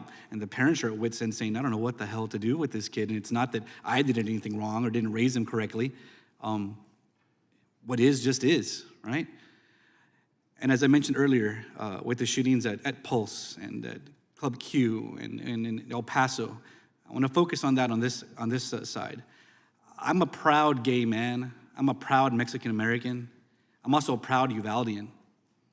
So all three of these tragedies angle in at me at some root. So don't sit here and tell me it's because this kid wasn't raised right or because they were suicidal, went into depression, didn't have a therapist. Yeah, maybe that all has a part of it. But every single one of these people, every single one of these monsters had access to this type of weapon. And in the remaining time, I thank you, Senator Gutierrez. I'm joined here today by my friend, Representative Matt Bradford from the Pennsylvania House of Representatives. He's our Democratic leader in the House. I served with him there. We formed the PA Safe Caucus after Sandy Hook 10 years ago. We heard these same arguments. What's your reaction when you hear this ridiculous clash of arguments? Congresswoman, it's outrageous. I mean, at the end of the day, an 18-year-old accessed a militarized weapon on his 18th birthday, and then again on the next day, and then again the next day. The fact is, 18 states have age limits. You passed a bill in the House with an age limit to 21, and the Senate, compromised bipartisan bill, stripped that out. The fact is, if America saw how this young man accessed these weapons, you would be disturbed and disgusted about an 18-year-old going in to buy these types of weapons. 75% of Republicans want age limit increase. Your constituents want an age limit increase to 21. You know, Jesus Christ, he was a fixer. He wasn't a prayer. There's only one time in the Bible he said ain't to pray, and that was the day before he was arrested. He said, let's pray. The fact is, he fixed things. He did things. He said, let's do something. Let's be kind to immigrants. Let's save kids. Let's protect kids. He was a doer. You're doers. You're fixers. That's what people elected you to do. And now it's time to do something. Not to do something for the moneyed interest. We all know about the money in this room, and we know all about the gun lobby in this room. Bloomberg. And that's the truth. And I pray that in this upcoming Congress, we will find the power to work together to solve this problem, because 97% of gun owners want us to solve this problem. I yield back. I thank the gentlelady. That is the cause and reason of this hearing, and I look forward to that work and yield to Judge Gohmert. Thank you, and I do have great sympathy for the victims' families represented here. As a former felony judge, I've seen the worst of the worst, and anyway, heart goes out to you. The issue here is what to do about it. But Mr. Lott, do you have any statistics on what percentage of Americans want to see limitations on gun rights? Yes, thank you very much. A lot of the surveys that have been mentioned so far, I think, are pretty misleading. So earlier it was mentioned about support for red flag laws, for example. And if you look at surveys, they'll go and say by 2 to 1, Americans support red flag laws. The problem is the way the questions are asked in all these things makes a huge difference. So for example, for red flag laws, they'll say, do you support judges being able to temporarily take away a person's guns who is a danger to themselves or others? And most people think that's reasonable. The problem is... Well, actually, most places, that's the law. Right, yeah, I understand. I mean, it's already the law even without red flag laws, because you have involuntary commitment and other types of laws. But the point is that if you merely tell them 2 things about red flag laws, that one, that there's no hearing that occurs before the judge takes away the weapons, and that there are no mental health care professionals involved in the process, unlike involuntary commitment, you end up going from 2 to 1 support to almost 2 to 1 opposition. Take something like... thank you. I just wanted to touch on that. But sure. this is such a critical issue.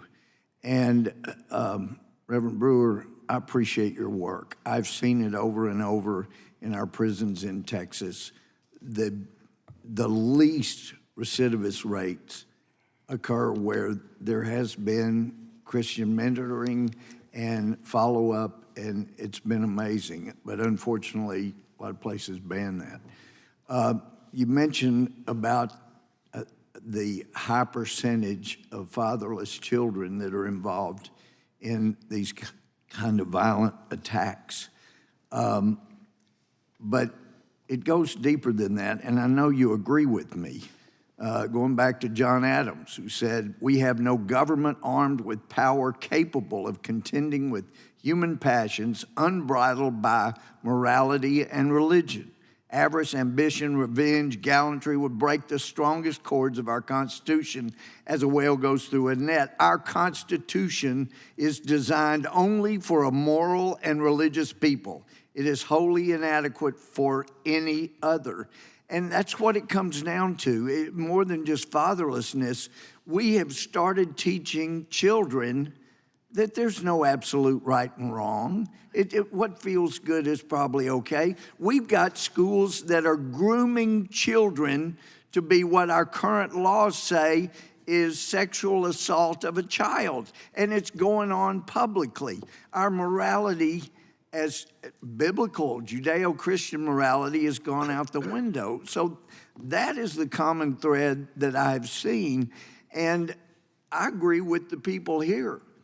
But to this extent, if we're not going to get back to teaching morality, Judeo-Christian principles on which we were founded, as Alexis de Tocqueville said, wow, this is amazing. He said, in Europe, religion, Christianity, and freedom go two different directions. In the United States, they're inextricably woven together.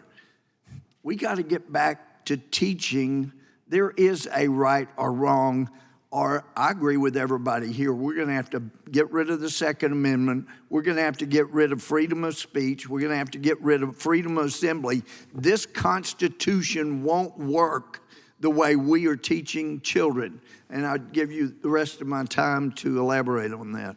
Thank you, Mr. Gomer. I mean, I have been working on these issues with my hands for a long time. My question is, how many of the folks behind that in Congress have actually been in the prisons actively and going to the inner cities actively? So for me to be called, my idea is to be called idiocy and to be made a mockery of in front of the nation, you know, I know that I'm taking that persecution in the name of Jesus, because I hear a lot of flesh talk. I don't hear any spirit talk. Spirit talk says that we cannot solve things of the flesh with the flesh. The things of the spirit must come in. When you pull a trigger and mass shoot somebody, you are spiritually weak. And for us to sit here as we look and see that 82% of people that commit mass shootings are fatherless, to not look at that as a root cause, to me, is idiocy. And so when we start talking about our kids, look at what's happening in our public schools. A lot of our public schools kids are reading 3 and 4 grade levels below their proficiency. They don't have dads at home to hold them accountable. And so to say that that doesn't play in to why we have so much gun violence in our streets makes no sense. Go into the prisons and talk to the people who are pulling the trigger. I am here speaking for them because I serve them every day. And the reason, the only way that they rehab is through the Word of God. We don't teach God in our schools anymore. We don't even teach the 10 Commandments. Most kids don't even know the 10 Commandments. And so they don't have a fear of God. If you don't have a fear of God, there is no way that you are going to be able to go into a society and promote any type of righteousness. We are morally weak as a nation right now, and I think we put that front and center for the American people to see that we have certain people in our government that do not want to stand up for the word of God. That is called the Antichrist, and I yield back, Mr. Gomer. Thank you. My time's expired. Ladies and gentlemen, we have votes on the floor of the House. I know that gentlelady from Pennsylvania was poised, but we're at a point now where we think that we would start the gentlelady at the opening back after votes. Okay, whatever you need. We would appreciate your graciousness. So at this point in time, to the ranking member, the committee now stands in recess. The witnesses will return at the call of the chair, and they will be notified by respective staff. Again, thank the witnesses very much. The hearing is now only in recess.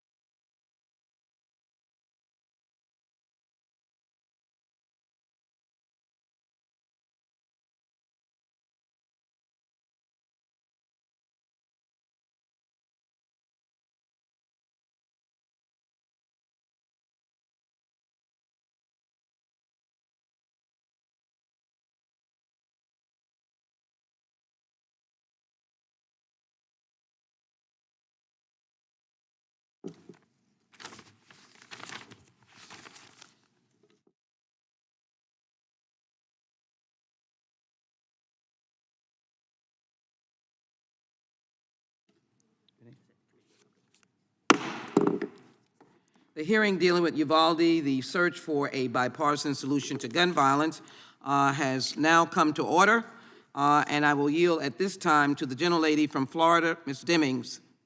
The gentlelady is recognized. Out of the friendship and collaboration, I will yield to the gentlelady from Pennsylvania, Ms. Scanlon, for her time. Thank you so very much. Thank you, Chairwoman Jackson-Lee. Thank you for calling this hearing, and to all of our witnesses for testifying here today. Yesterday, we marked the 10th anniversary of the devastating shooting at Sandy Hook Elementary School, and today we reflect on the tragedy earlier this year at Robb Elementary School in Uvalde that took 21 lives and wounded many others. Our children deserve bright futures, not the traumatization of active shooter drills or actual active shooters while learning their ABCs. Far too many lives have been cut short by senseless gun violence. Faith Mata, I too am tired of hearing the stories of victims. Although I'm incredibly grateful to you and your parents, to Nicole and her colleagues from Sandy Hook, and all the families impacted by school shootings in Uvalde, Parkland, Sandy Hook, and Columbine and beyond, in communities of faith in Charleston, Texas, Minnesota, and more, the families of shoppers in grocery stores from Buffalo to Boulder, and relatives of victims of shootings at places of entertainment in Orlando and Colorado and Peoria, as well as to the advocates in my district and communities across America who've experienced gun violence, but turned that experience into action and advocacy for their communities. Today's hearing has been called to explore whether there are bipartisan solutions to gun violence, and I would welcome actionable, real suggestions from our colleagues across the aisle based upon actual data and facts. And if they don't have real solutions, then I think it's important that all Americans know that. One of the issues we have in devising bipartisan solutions is that we have to work from a shared set of facts. I appreciate the perspective of several of our witnesses who have shared recommendations based upon verifiable data and evidence. We know what the problem is. As Dr. Guerrero notes, guns are now the leading cause of death among children in our country, not any other country. And more Americans of all ages have become victims of gun violence, including myself. It shouldn't surprise anyone that in the country that has more untraceable guns and unregulated gun users per capita than any other industrialized country in the world, also has the highest rate of gun violence per capita. Now, at the outset, we need to confront the myth that the Second Amendment bars any restrictions on the possession or use of any guns by any person, a myth perpetuated by the gun industry while reaping billions in profits. In fact, the Second Amendment is not a suicide pact, and like every other part of the Constitution, is subject to qualification in certain circumstances. What we don't need is pseudoscience or deeply flawed research that's been repeatedly debunked over several decades, as is unfortunately the case with Mr. Lott's research. Senator Gutierrez asked, how many children have to be murdered before we're willing to ban the chosen weapon of school shooters? And how many people have to be killed before we take reasonable steps to end murder, and I would add, prevent suicide? In the 116th and 117th Congress, my colleagues and I have proposed legislation to implement evidence-based solutions to prevent gun violence, which are both constitutional and broadly popular with Americans, including universal background checks, a ban on assault-style weapons, extreme risk protection laws, and safe storage laws. We need to enact those laws. One area where I am in agreement with our colleagues is that it's important that we enforce the laws that are already on the books to the fullest extent possible, although that alone is insufficient. Unfortunately, decades of underfunding and legislative roadblocks have made it impossible for the critical Bureau of Alcohol, Tobacco, and Firearms to fulfill its duties when it comes to keeping guns out of the wrong hands. Mr. Heine, earlier this year, your organization published a report entitled Uncovering the Truth About Pennsylvania Crime Guns that tracks guns recovered in crimes traced to gun dealers in the Commonwealth of Pennsylvania. One of the most striking things in the report is that 90% of these guns can be traced to a handful of Pennsylvania's gun dealers. Can you elaborate a little bit on the findings around these numbers and tell us what the problem here is? Yeah, absolutely, and thanks so much for the question, Congresswoman. I couldn't agree with you more. we talk a lot about gun violence and solving for gun violence in terms of who's pulled the trigger, and what we don't ask enough of the time is, where did the gun come from? That Pennsylvania report made it really clear, and a more jarring statistic is that 50% of the guns that were recovered in Pennsylvania, of the near 100,000, 50% of them came from only 1% of Pennsylvania dealers. This is a very solvable problem, and if we make tactical law enforcement investments to go after these individuals, these negligent and irresponsible dealers, we can have a tangible impact on the flow of illegal guns. There are too many communities where it's easier to find a firearm than it is to find fresh produce, and these are not things that grow on trees. So we have got to enable ATF to do their job and to go after these irresponsible and negligent dealers. Thank you, Madam Chairman. I see that my time has expired, but I would like to request unanimous consent to insert into the record the report we were just discussing, uncovering the truth about Pennsylvania crime guns. And is that for unanimous consent? Without objection, so ordered. Okay. I'd also like to submit for the record a November 3rd, 2022 article from The New Yorker titled, "The Shoddy Conclusions of the Man Shaping the Gun Rights Debate. John Lott is the most influential pro-gun researcher in the country, but his methods and findings have been repeatedly debunked." Without objection, so ordered. I yield back.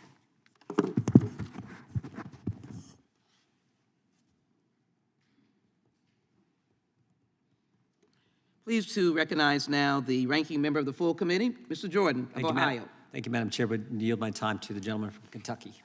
I thank the gentleman from Ohio. And the gentleman from Kentucky is recognized. Thank you, Madam Chairwoman. Mr. Lott, I was looking in your written testimony, the part of it that you didn't get to elaborate on in your opening statement, and I noticed something remarkable, a sentence here that says there was no drop in the number of mass public shootings with assault weapons during the 1994 to 2004 so-called assault weapons ban.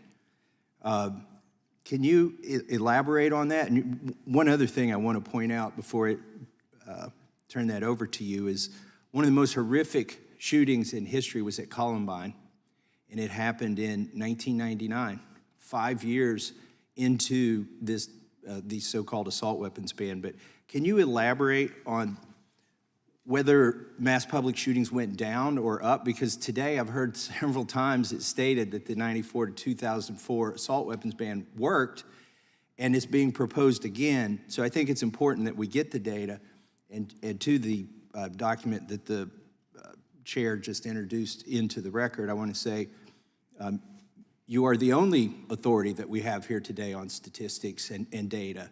So if the other side would like to offer some facts or statistics and data, I would welcome them to bring a witness that's as knowledgeable as Mr. Lott on this subject at some time, and I ask Mr. Lott to answer the question. Microphone, please. Just one quick thing. You know, you look around the world, people seem to think that this only happens in the United States. If you just compare even Western Europe to the United States, does anybody know where the two worst mass public shootings were? They were in Europe. France in November 2015 had 130 people killed. Norway, about a decade ago, had 67 people killed. France, it takes over a year to go through the licensing process. It costs thousands of dollars. You have to get 2 psychiatric evaluations to be able to go through. They have every law that every state in the United States has, plus more, and yet they've had worse mass public shootings on both total and per capita rates.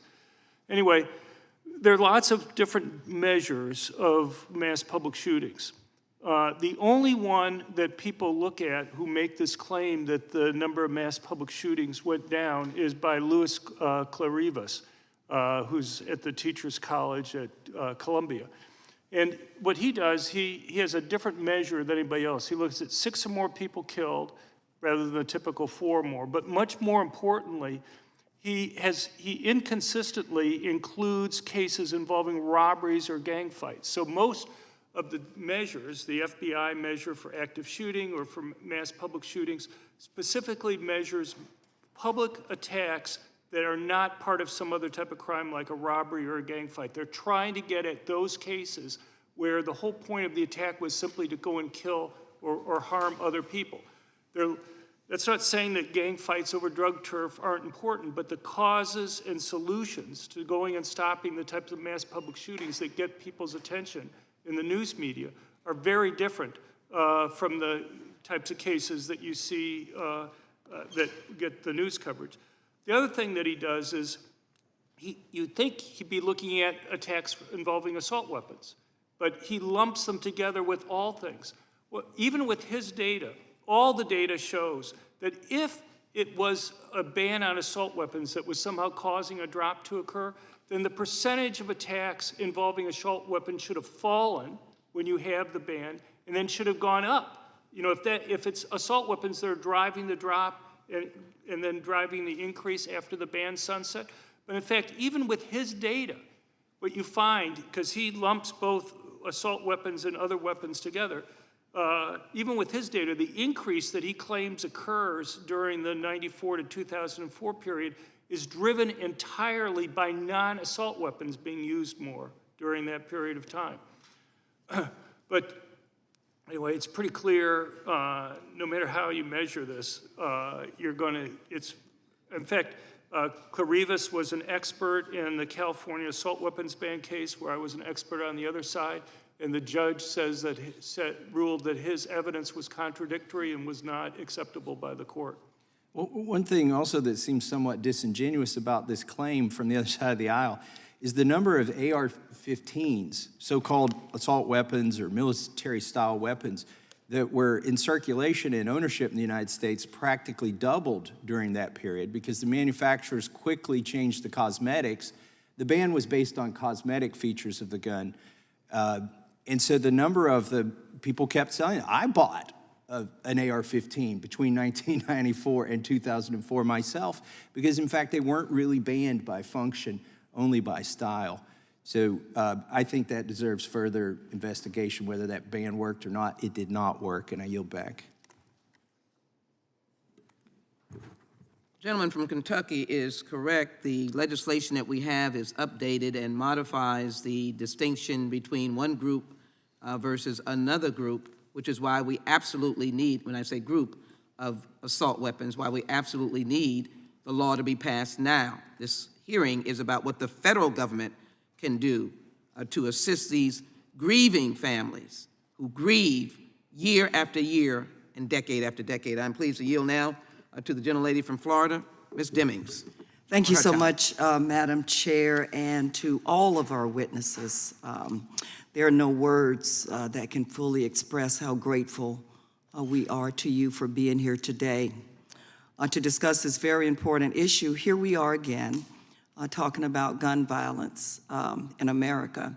As members of Congress, our primary responsibility is the safety of the American people.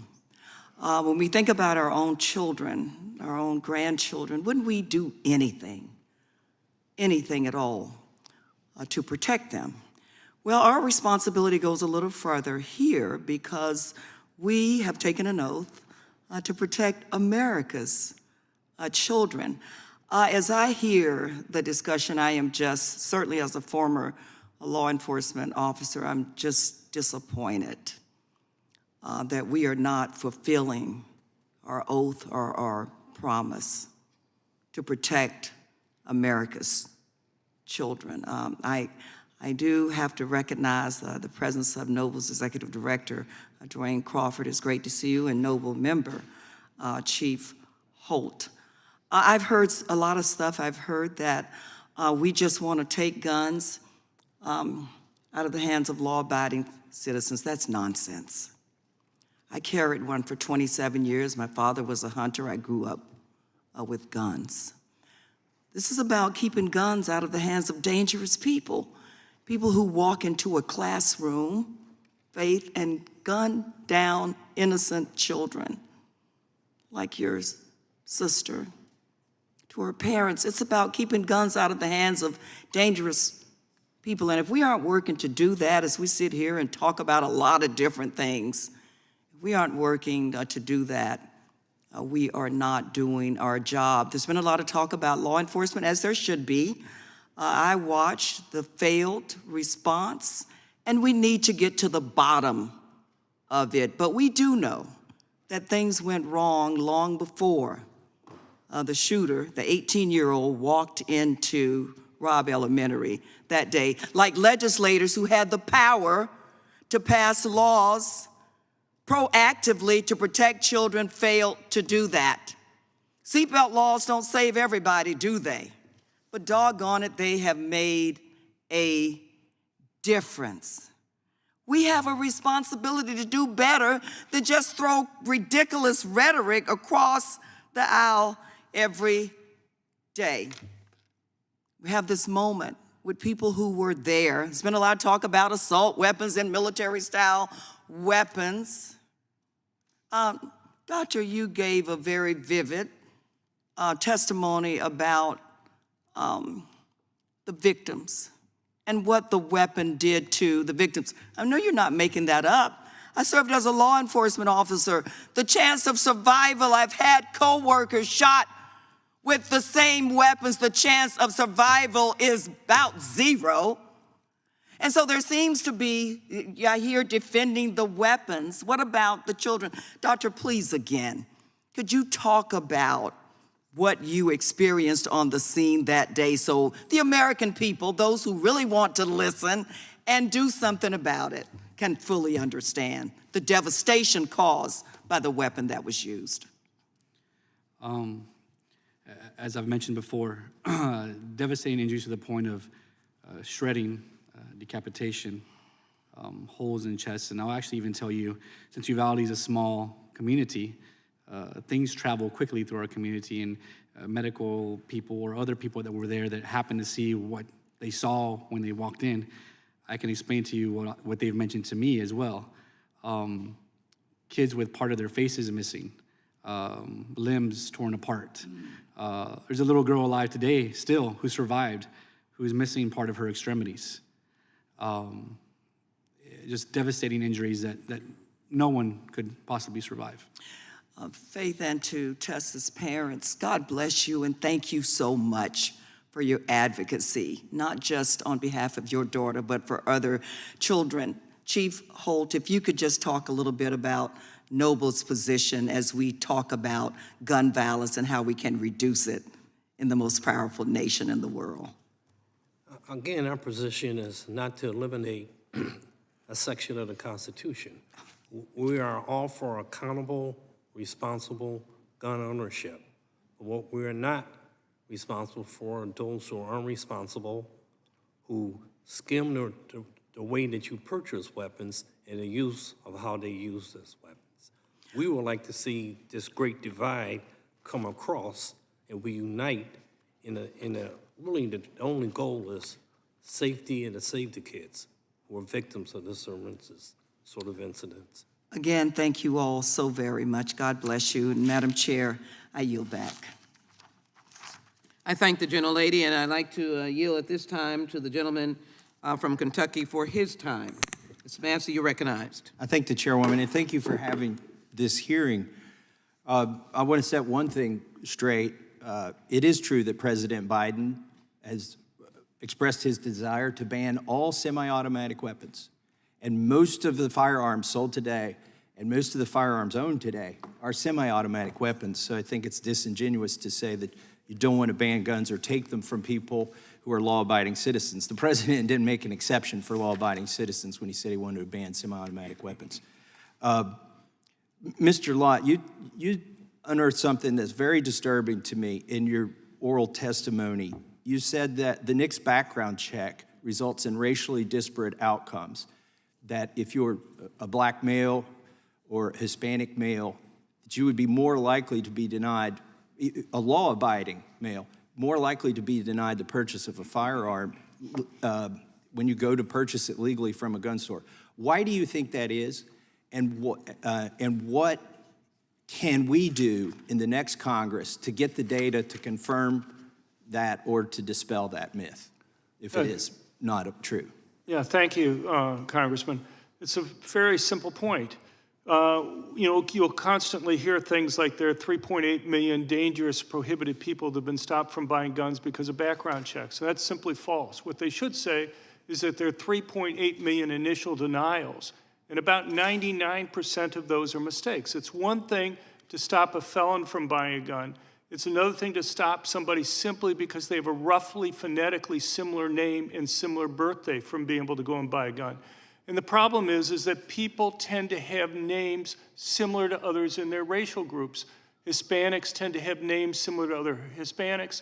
Blacks tend to have names similar to other blacks. And the problem is that 18% of Hispanic males have a felony background. 34% of black males have a felony background. And the problem is, for whites, it's like 6%. For Asians, it's like 3%. And the problem that creates is that law-abiding, good black males or Hispanic males are more likely to have their names and birthdays confused with somebody who's prohibited because of this broad brush of using roughly phonetically similar names and birthdays, and it causes errors. Now, you can appeal. The problem is that it's a complicated process to appeal those mistakes, and it costs about $3,000 on up. And so what you've essentially done is good, law-abiding people who want to go and protect themselves and their family, poor and middle-income class people, are being prevented from buying guns through no fault of their own simply because they have a name similar to somebody who's prohibited. And there's a simple way of fixing this. If private companies did background checks in the same way that the federal government does, they'd be sued out of existence under federal law if they had an error rate that was 1/100th the error rate that the federal government has. Why not simply require that the federal government has to meet the same standards for doing background checks that private companies have to meet? Now, when I was working in the Department of Justice, I tried to go and get the data on the error rates by race, but the FBI fought against us getting that at every step of the way that was there. Isn't it true that that data is collected on every 4473 form that's filled out at a gun store? Exactly. Race. You know the race, you know the sex of everybody there. We know who applied to get it to begin with. We know the rejection rate, even at the first stage, where the National BATF office goes through it. About 94% of the false positive cases are dropped at the first. There are 5 stages of review. About 94% are dropped at the first stage of review. There's no lawyers involved. They're simply double-checking the paperwork. The problem is they don't go back and tell people about the mistakes that were there. They just go, you're denied, and that's it. And you have to then go and appeal to go and get a mistake fixed then at that point. Can you tell us about the laws that are on the books in all 50 states that resemble red flag laws, but actually help the person who may be a danger to themselves or others? So they go by different names. Baker Act in California, 5150, in Florida, 5150 in California.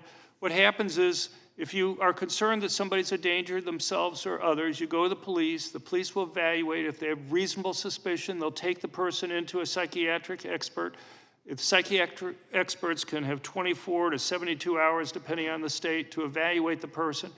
At that point, if they think that there's a reasonable suspicion, there can be an immediate hearing. If the person can't afford a lawyer, one is provided for them at that time, and evidence can be cross-examined at that point.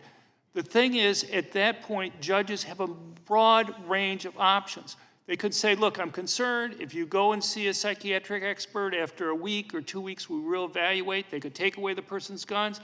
Or in the ultimate thing, because about 99% of these cases are used for suicide concerns with red flag laws, you could involuntarily commit the person. The problem with red flag laws is no psychiatric experts, no mental health care experts are involved in the process. The only thing that the judge sees is a written complaint by maybe one person that's there. If you really believe somebody's suicidal, or you really believe somebody's a danger to themselves or others, just simply taking away their guns is not a serious solution to the problem there. If somebody's really suicidal, you're telling me there are not other ways that somebody can go and commit suicide? But the way these laws are set up is they want you to think if you only take away a person's guns, problem solved. There's no problem at that point. People can drive a car into a crowded sidewalk that's there and go and kill people if they're really a danger to other people. So before I yield back, just to clear that up, there are laws on the books in all 50 states that allow involuntary commitment and the taking of guns. But the difference between those laws is there's due process and the person receives treatment, whereas red flag laws, you just take the person's gun and leave them without treatment, and there's no due process. I yield back. I could analyze this discourse, but I simply say 5150, red flag laws that I happen to support, but none counter the idea that the person is alive. When someone is shot with a gun, a child, an assault weapon, they're dead, and they can't be brought back. I'm happy to yield to the gentlelady from Georgia.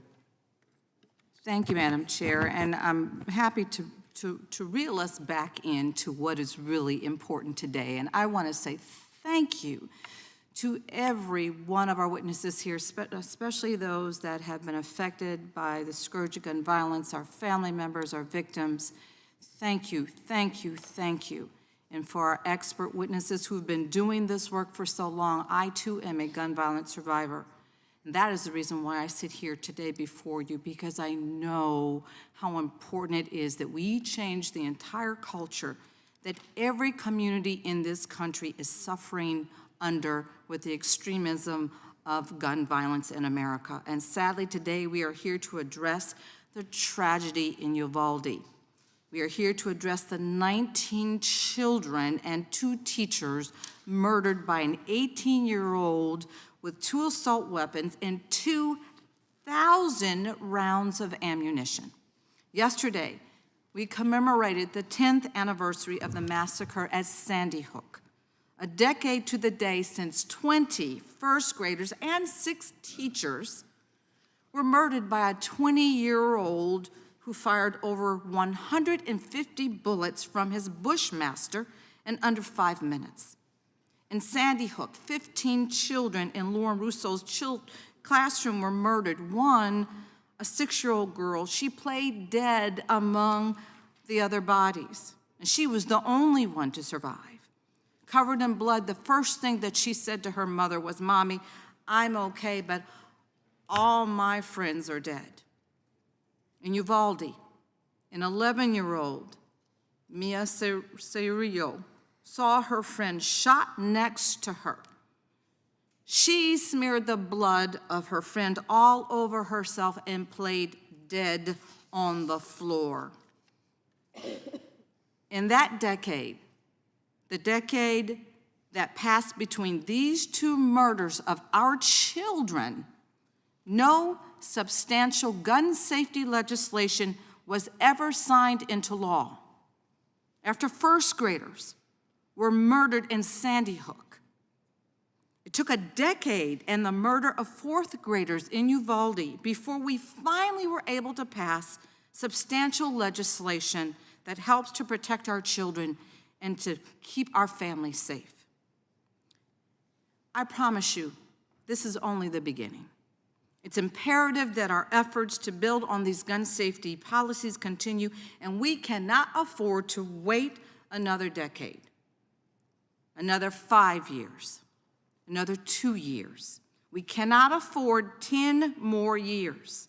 We cannot not allow another Uvalde, another Parkland, nor another Sandy Hook. America is crying out, demanding that Congress act and that we act now. Dr. Guerrero, you are a pediatrician who treated many of the children in Uvalde. In the past, you've described both what you saw, what you heard, the damage those guns and bullets caused to children from just mere feet away. Parents, you describe screaming, crying, and begging for their children.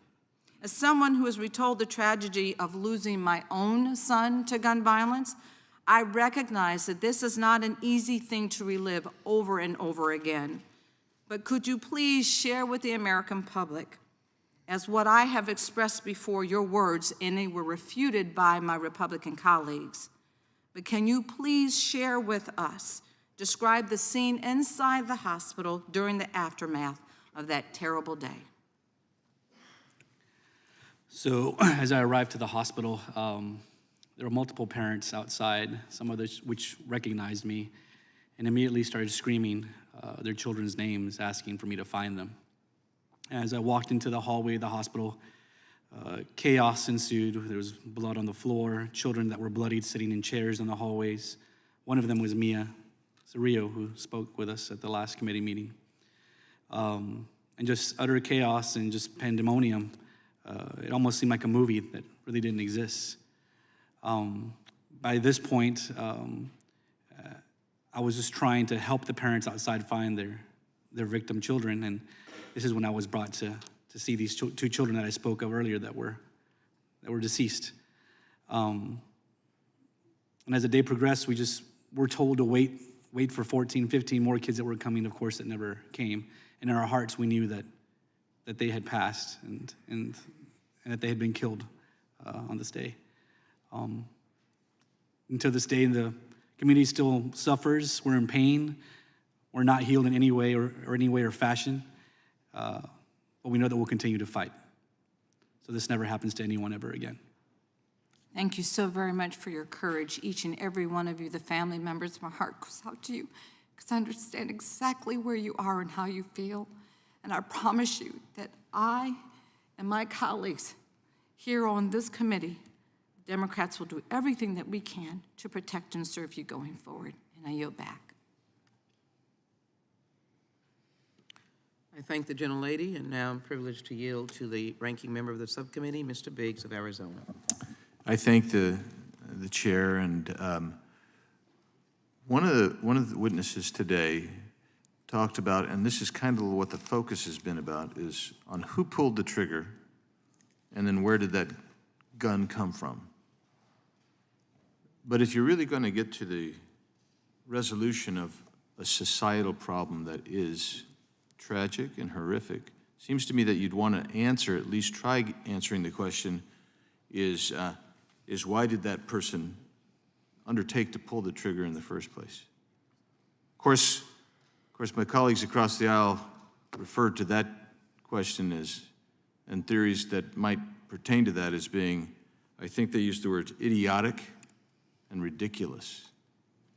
Well, it makes it tough to have a bipartisan solution when ad hominem attacks are is what you're hiding behind. I don't think that's really what any of us should be hiding behind. Chief Holt mentioned in his written and oral testimony that we should be focusing on, and I can pull it out here. I want to say, because I thought it was pretty prescient, comprehensive, non-judgmental, pragmatic, evidence-based approach. We're going to have a bipartisan solution. Seems to me that's where you would go. You would do it that way. But that isn't what typically happens in Congress, unfortunately. For those of you who've not dealt with Congress before, you probably didn't realize that. But that's really, unfortunately, the reality. So I want to go to Mr. Brewer. And I want you to tell me if you've explored and if you've tried to address the underlying causes of violence in society and even the root causes of violence of mass shooters. Every day. Every day. Thank you, Mr. Biggs. Every day I face this. And when you talk about violence, you talk about young kids in communities that have a little bit rougher than others and are faced with these type of situations. And I do it all the time. I go into the juveniles, I also go into the prisons. And so to talk to a kid or a man and ask, why did you pull the trigger? Why did you do a drive-by shooting?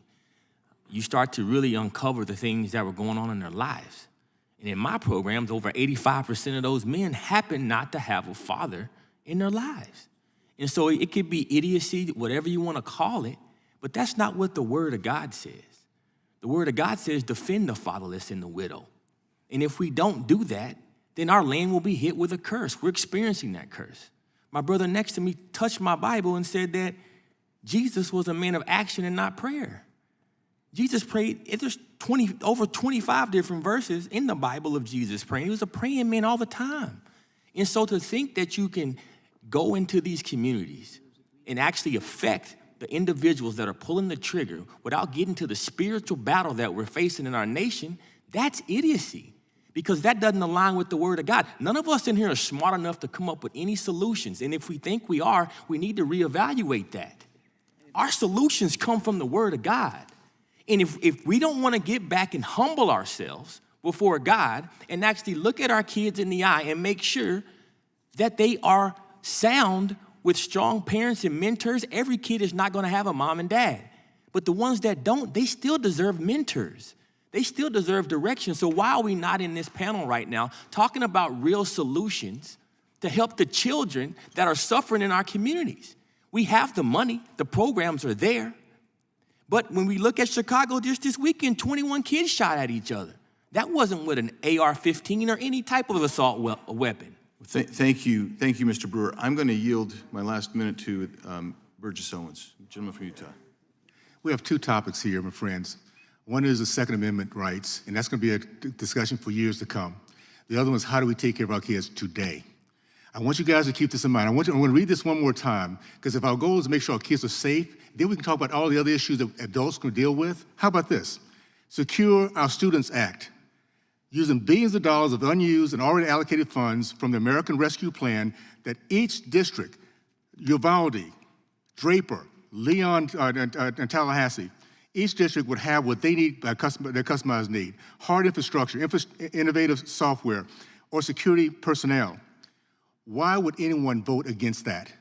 Take care of our kids. Let's get that done with first. So every fall we take our kids to school, we know they're gonna be okay. Let's have this debate for years to come if we want to about Second Amendments.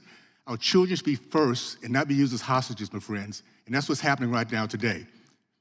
We could stop this if we put the right legislation to make sure they're safe, period. I yield back. Thank you. And Madam Chair, I'm not going to extend my time anymore, and I'll yield back to you. Arizona for his questioning. Now I'm privileged to yield to the gentlelady from Texas, Ms. Escobar. Thank you so very much. You are now recognized, Ms. Escobar. Madam Chair, I want to express my deep gratitude to you for your leadership on this subcommittee and for bringing this issue forward and for making sure that we are doing everything possible to keep our communities and our children safe, and that we address the horrible epidemic of gun violence in our country. I want to thank our witnesses and extend my heartfelt condolences to those who have unfortunately had to experience mass shootings, who have lost family members to gun violence, and who are deeply traumatized by what has happened. I want you to know how much I admire your courage and your willingness to come forward. I imagine it must be very difficult to relive your trauma over and over again. And so thank you for doing this and speaking to the American people. On August 3rd, 2019, my own community of El Paso, Texas was targeted and was victim to a mass shooting. This one was a white supremacist who targeted my community because of anti-immigrant, anti-Latino fervor. And he drove to El Paso in order to slaughter Mexican people and those who looked like immigrants. He used an AK-47 to slaughter 23 people. He injured dozens more. And in my community, just as Dr. Guerrero just stated, we are still living with the pain and the trauma, with the scars, the emotional, physical, and financial scars. And this is so frustrating to me to hear my colleagues try to talk about other issues. You know, I will work with anyone at any point in time on helping our families, on making schools safer. I'm all in, but we cannot ignore the primary cause of this kind of slaughter, the tool that is used, which is the gun. And trying to obfuscate and talk about anything other than the guns, especially these assault style weapons, we're never going to solve this. We must solve this. We have to. We've got to stop this pain that so many communities are living with. And I will tell you, it was really I would say incredible to hear the ranking member earlier say that Democrats are trying to, quote, emasculate the Second Amendment. I don't even know what that means, but it seems like guns are somehow tied to male egos. Is that what this is about? Is this why people are dying? Is this why children are traumatized? Is this why America is such an outlier? This is really, again, deeply frustrating. But I want to get to our witnesses, and I want to find out. I think it's important for the American people to hear about the consequences of this kind of inaction. Dr. Guerrero, your testimony was powerful and painful, and I cannot imagine the trauma that you and other healthcare providers are living with. Can you tell us how you all are coping together, the medical personnel that had to deal with these babies who were slaughtered by this madman? Well, I think my fellow colleagues and fellow family practitioners in my community who all see these children on a day-to-day basis in our community are just now reeling with the after effects, which include, full-blown PTSD and the siblings of these victims and the other kids at the school who don't want to go to school anymore, whose parents are terrified to send them to school, and who now have to, face all these emotions moving into the holiday season, their first Christmas with their loved ones away. So overall, my community still bleeds with an open wound, and we continue to try to find our own ways to help each other to heal. Thank you, Dr. Guerrero. And I have questions for everyone on the panel. I am out of time. I will just say this to Representative Gutierrez. Representative Gutierrez, thank you for your courage and your voice as well. Your community is going to need a lot of resources. In El Paso, many of my constituents are still needing surgeries. Many of them still need therapy and psychiatric help. And the costs are not just emotional. The costs are not just physical. The costs are financial. And to all of you in Uvalde, my love to all of you. I keep you close in my thoughts and in my prayers. Madam Chair, I yield back. We thank the gentlelady for her testimony, and we're about to recognize Mr. Tiffany, and we will give him the respect to access the technology that he has to access in order to be prepared. Again, as I do that, let me acknowledge and thank Ranking Member Biggs, Full Committee Chairman, Ranking Member Jordan, Full Committee Chairman Nadler, Mr. Owens, Mr. Massey, Mr. Gomert, Mr. Stubbe, now Mr. Tiffany, who've joined us in this hearing. We're very grateful to you.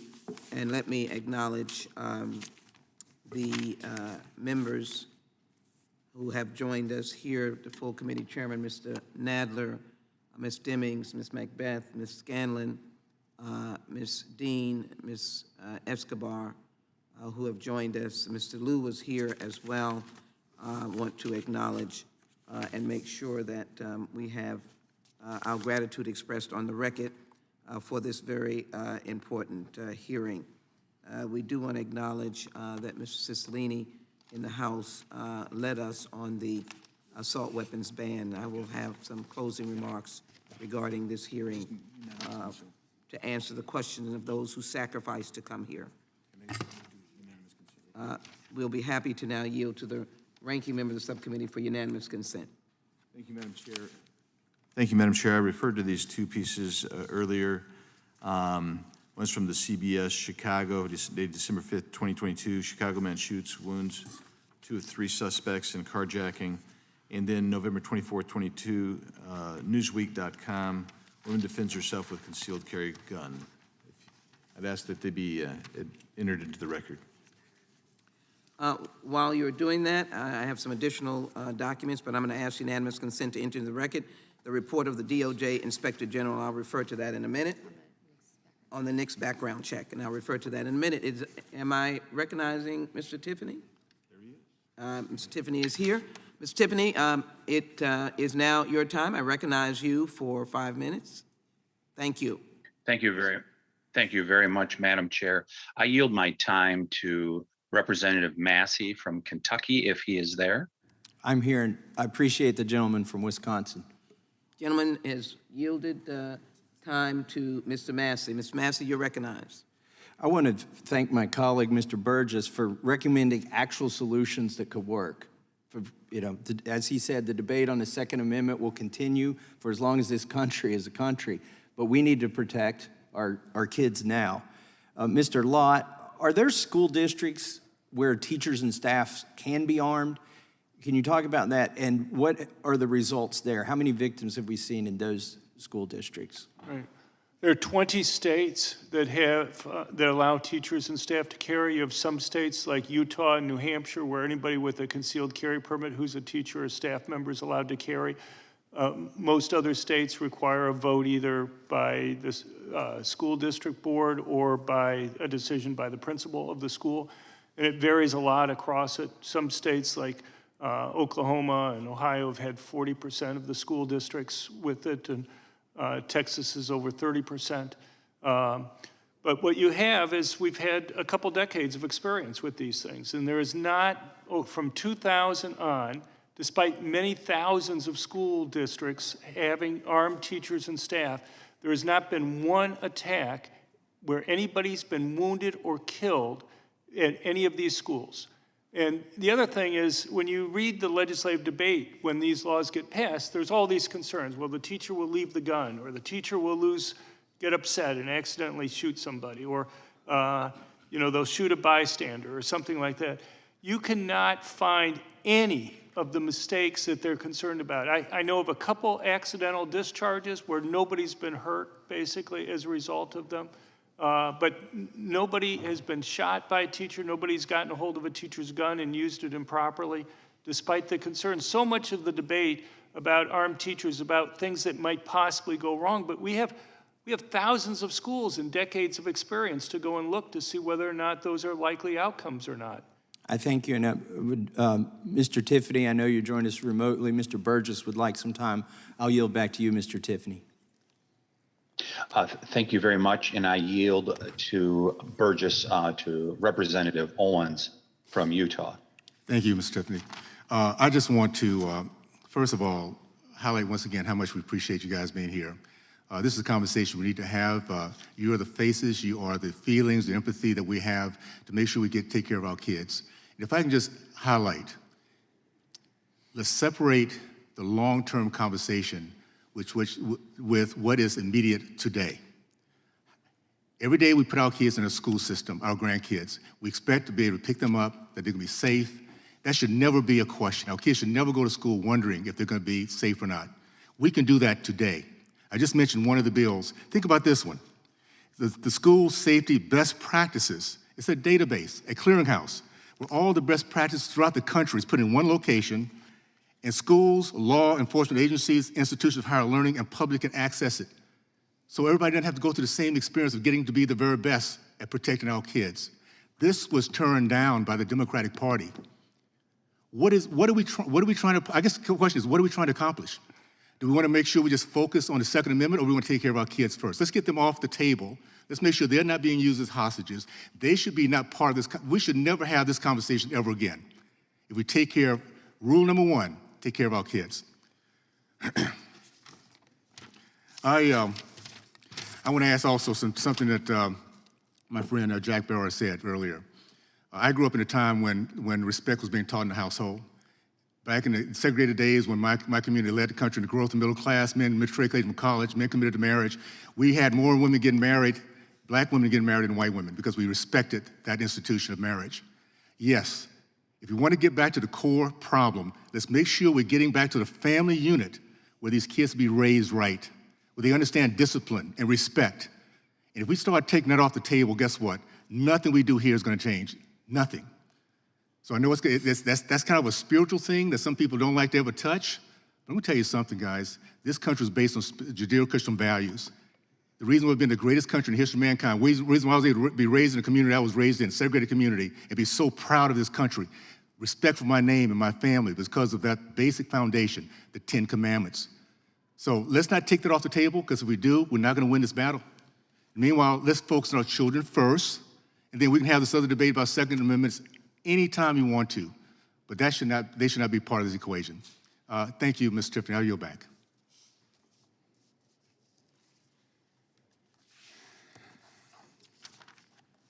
We have a member that is working very hard to, again, access technology.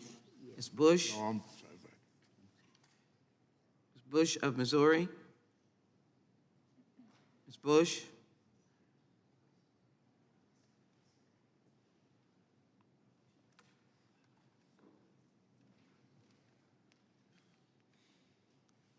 Thank the witnesses for their patience.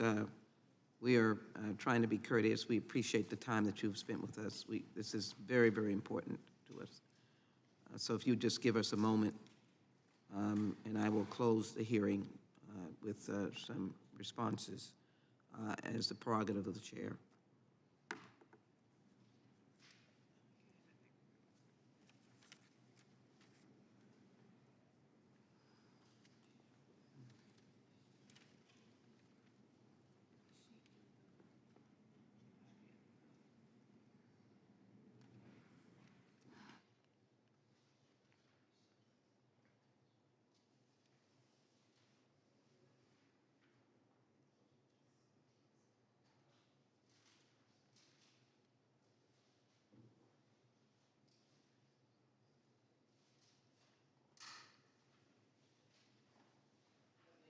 Take this time to submit into the record articles, a partial list of, ask unanimous consent.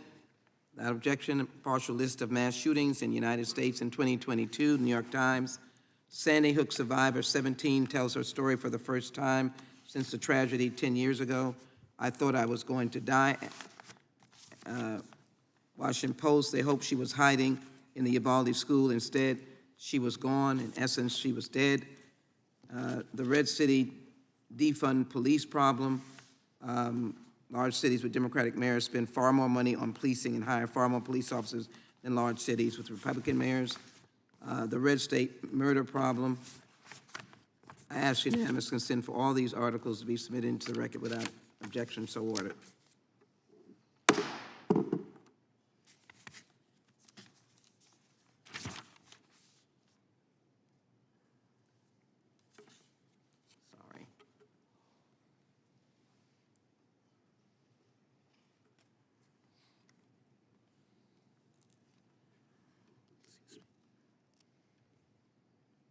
I have a unanimous consent request. Absolutely. Mr. Massey? This is from Shooting Sport News. It's an article called Attack on 2A Researcher Dr. John Lott Rebuffed by Defenders. This is in response to an accusation that his data has been debunked because it hasn't. So I'd like to submit that document. Without objection, so ordered.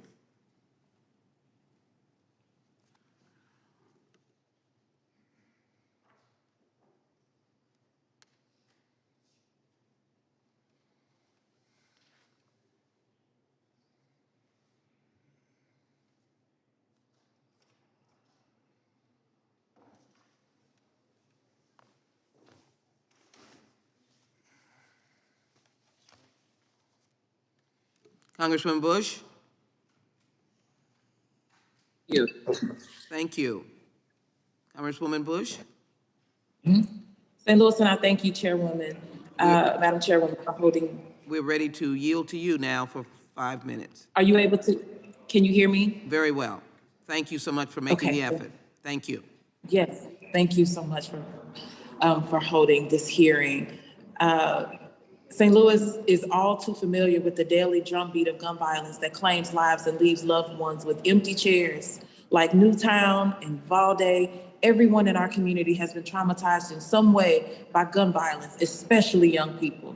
Today, I want to lift up two extraordinary young Black women from St. Louis who have borne the cost of gun violence. The first is Alexandria Bell, who was killed in a shooting at Central Visual and Performing Arts High School in October.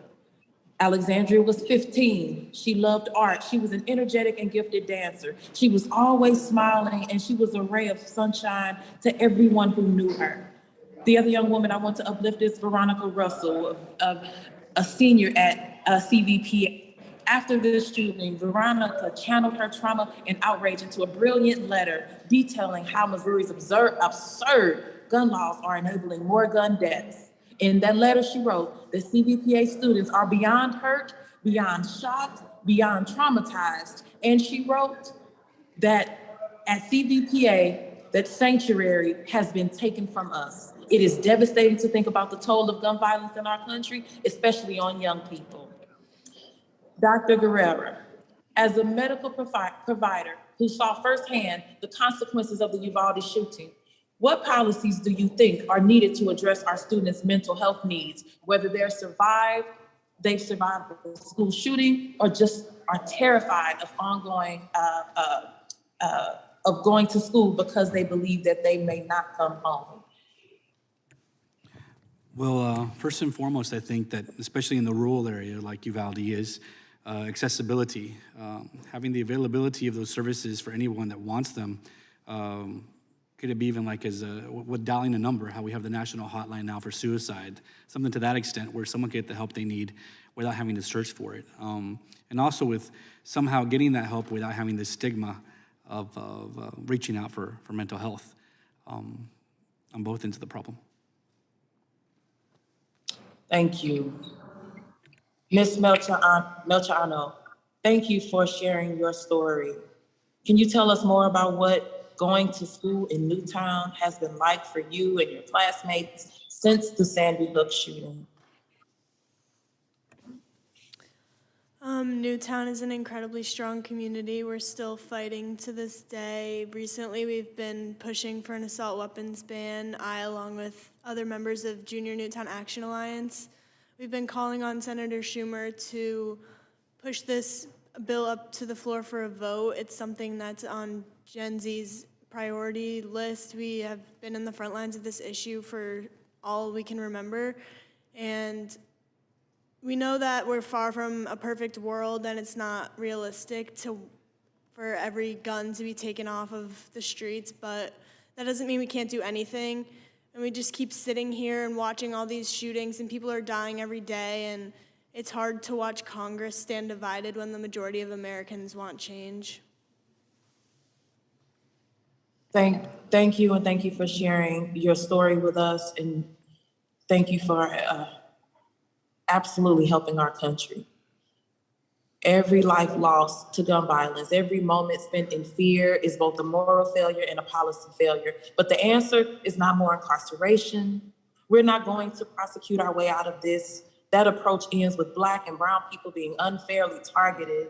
81% of those convicted on federal gun charges in the Eastern District of Missouri are Black. So we understand that that's not going to solve. We understand it won't solve the gun violence epidemic. It will not save lives.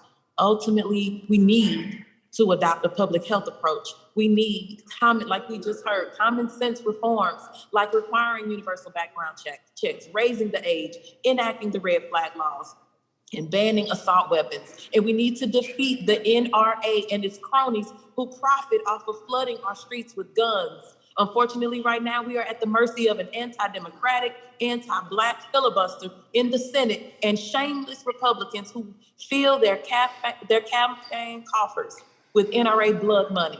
But the fight goes on, and we will not rest until we have ended this crisis in St. Louis and in every other part of this country.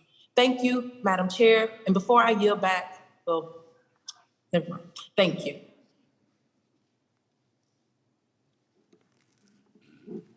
Congresswoman Bush is a trained nurse, and so I want to thank all of the health professionals who sadly have to confront this issue. As I indicated, I will take the prerogative of the chair to bring this hearing to close with a few points of inquiry that I wish to do. And as well, I will then raise the answer to the question that we started with, Uvalde, gun violence, and seeking bipartisan solutions. These witnesses traveled far. They sacrificed a lot. There are persons on this panel who survived violence, who lost loved ones to violence, who are suffering, who looked over patients, who lived this in Uvalde, and people who have come, who've given ideas from their heart. Let me first of all, to Mr. Heine, the holiday comes and you will not have your mother. I knew James Brady and his wife. They spent a lot of time on the Hill. I saw his life post the time he was shot. Called him the bear, if we remember. His speech, his abilities were compromised. I believe the facts will say that he was shot with a .22. Mr. Heine, if in that episode on that day where our president survived, that they had been hit point blank with an automatic assault weapon, only on the basis of your familiarity through the Brady group, what would you think? I think it is clear it would likely be far more lethal. That event could have been far more lethal. Your parents, your mother passed, but your father, and you said there was a lot of work. If he had been point blank by an assault weapon, what might you expect? We firmly believe that he would not be with us today. Do you think between 1994 and 2004 you did your work where assault weapon incidences of mass murder down? Would you answer that question, please? Absolutely. Did you expand? Yeah, if you look at research as recent as 2019, you can see that in that 10-year period, there were significantly less mass shootings. In fact, as soon as that policy sunsetted, assault weapons, and because they were marketed as such, were flying off of the sales racks, and as a result, they were used in far more shootings, and those shootings were far more lethal. I think that it has been evident, and I think that you see it time and time again, the top 25 mass shootings, the most lethal mass shootings in this nation's history, have two things predominantly in common. Most were perpetrated with an assault weapon, and all but one were used high-capacity magazines. Those things are facts, and it's because these weapons do exactly what they were designed to do. They make it very easy to kill a lot of people in a short distance to keep your muzzle on target without muzzle creep coming in over a short period of time, which is why the military uses the same tactical features.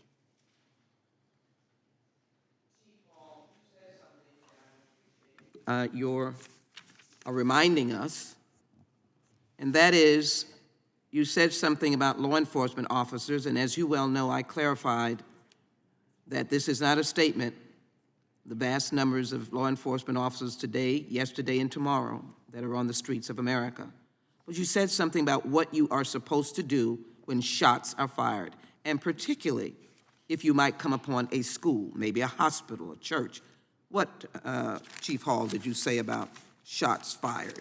You know, there's 2 points to this. Police officers or law enforcement, we understand that we have an occupational hazard. We confront a shooter or situation. We know going into that we might not come out of that. The person who we're going after, the perpetrator or the one doing the assault, he's going to suffer that same occupational hazard that we have. But the victims, whether they're children, or adult, or whoever, they should not have that same occupational hazard that we're gathering up to today. These are the things that keep me up at night. I want to make sure my officers are safe. I want to make sure I'm safe where I affect that. And most of all, I want to make sure the victim comes out of that. So if I might, forgive me for seeking that answer again.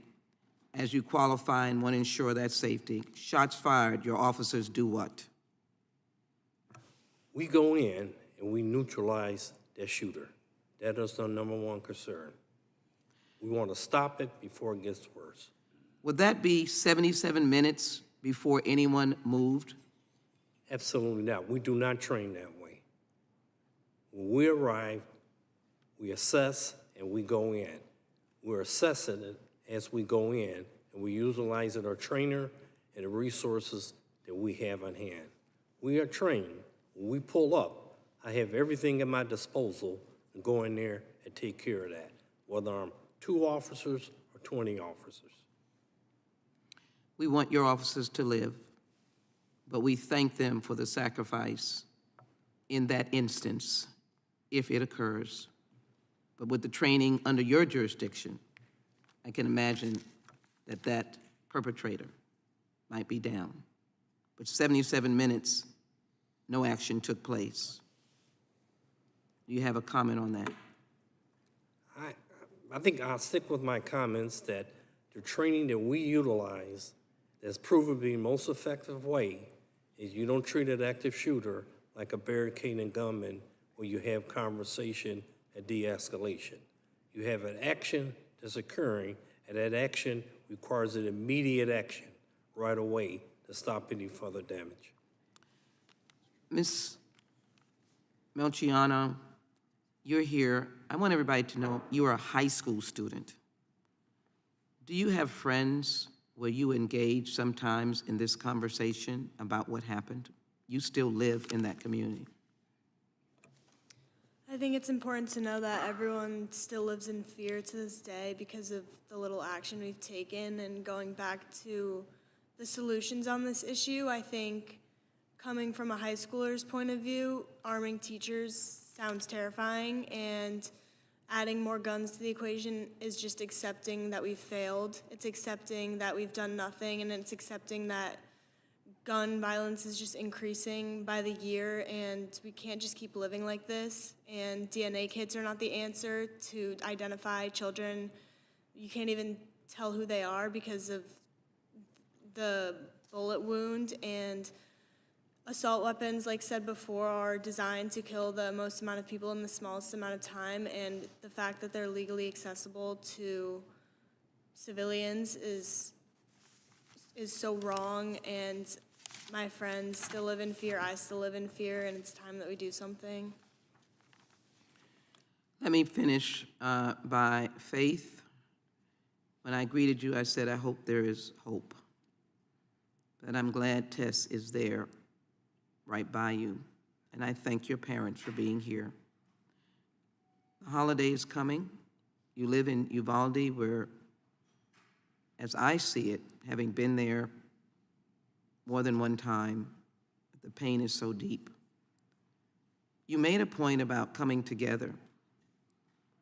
Can you tell me, is it important for you for the assault weapon, the actual, this item that this individual took, even with other issues that this person may have had?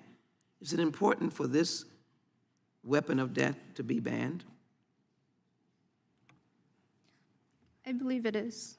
If it's being used multiple times to murder children and teachers, then it's the issue, right? I can't even explain to you how it felt looking at my sister laying in her coffin. I didn't recognize who I was looking at. A little girl who I knew looked like that, she didn't look like that anymore. It looked like she had to be pieced together again. So if you want that to continue to happen to people in America and blame it on other things, then I encourage you to do it. But America's never going to be whole again if you continue to let this happen. I close by simply adding the list of shootings and to indicate that the two mentioned in France and Norway do not even compete with Uvalde, Buffalo, Boulder, Dayton, El Paso, Gilroy, Thousand Oaks, Tree of Life, Parkland, Sutherland, Las Vegas, Pulse Nightclub, Sandy Hook Movie Theater in Aurora, and beyond, even today. Ask unanimous consent for that to be put into the record. In addition, since Sandy Hook, 25,000 children have been killed by a gun. 25,000.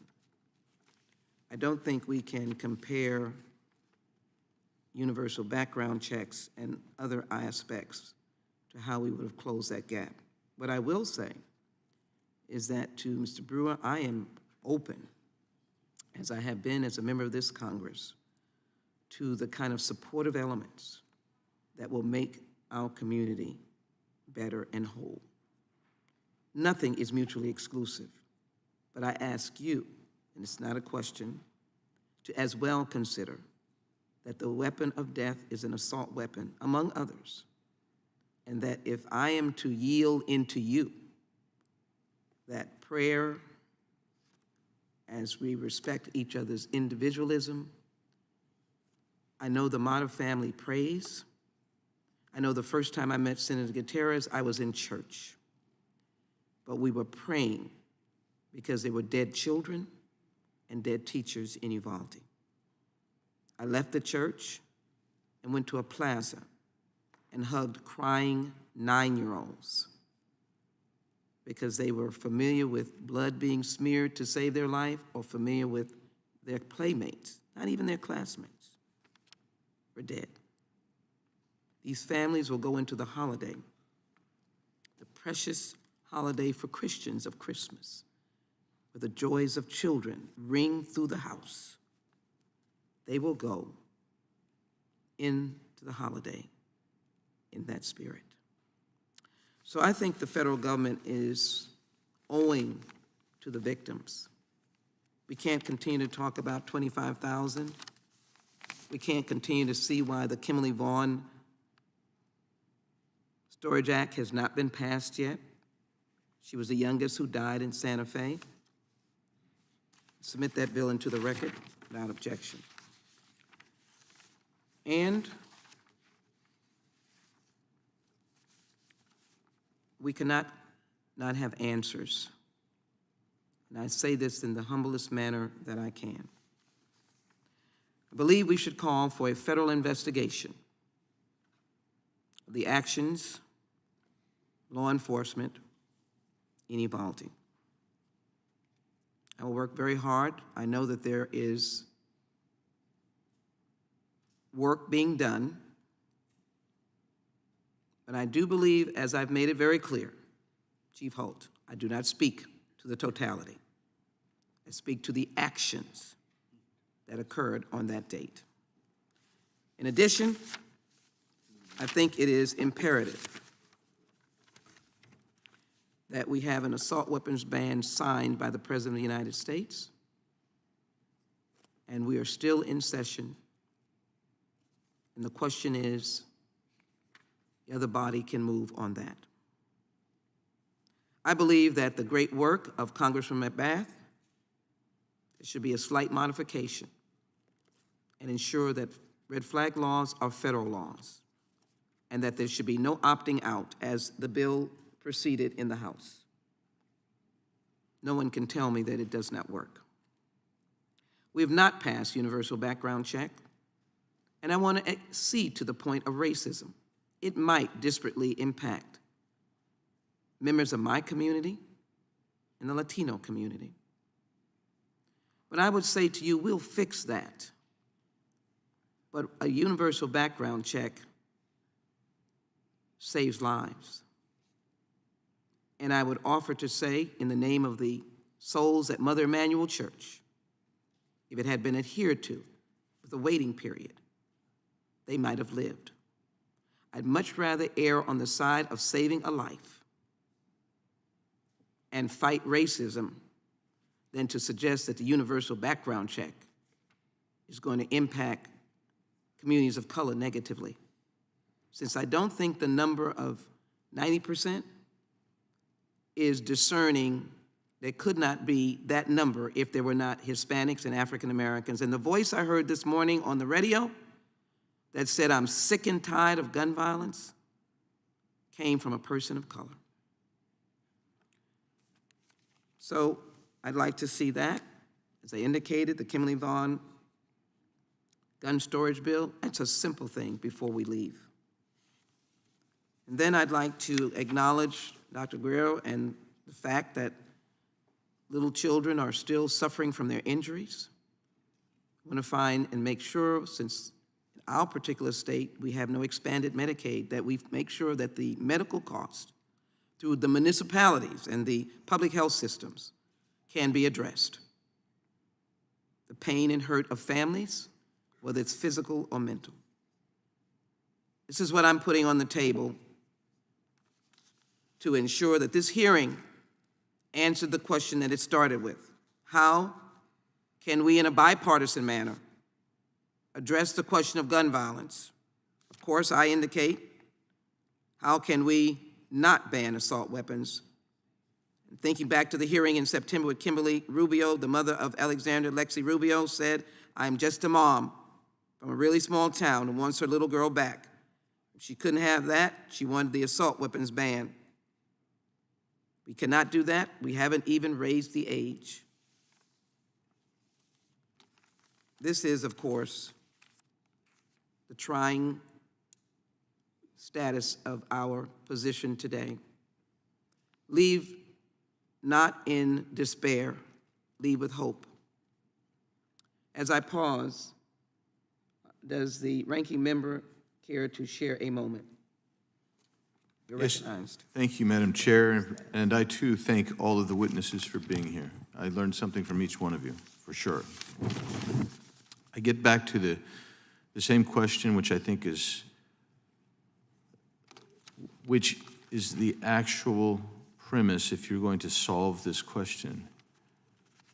Why does someone shoot? Why pull the trigger? Why do they do that? And if we're not willing to have that discussion, which apparently we're not, you'll never resolve this issue. Not in a country that already has 300 million guns or whatever it is out there. We better take care of that question. And to denigrate data, at the same time saying that that's what you want to base your decisions on, to me that's just irrational. And it's difficult. It's difficult because this is a difficult question. And some would say, oh, it's just real easy. It's just real easy. But it isn't so easy, because if it were, it would have been solved. And we can't even get people to be willing to take a chance and say, how can we solve the root cause? Maybe Mr. Brewer's solutions are the way. Maybe you've got different solutions. But until you deal with the underlying root cause, which is the moral question, called for years in this country, until about the last 40 years, was virtue. That's what we called it, virtue. If we're not willing to talk about that anymore, then maybe you're right.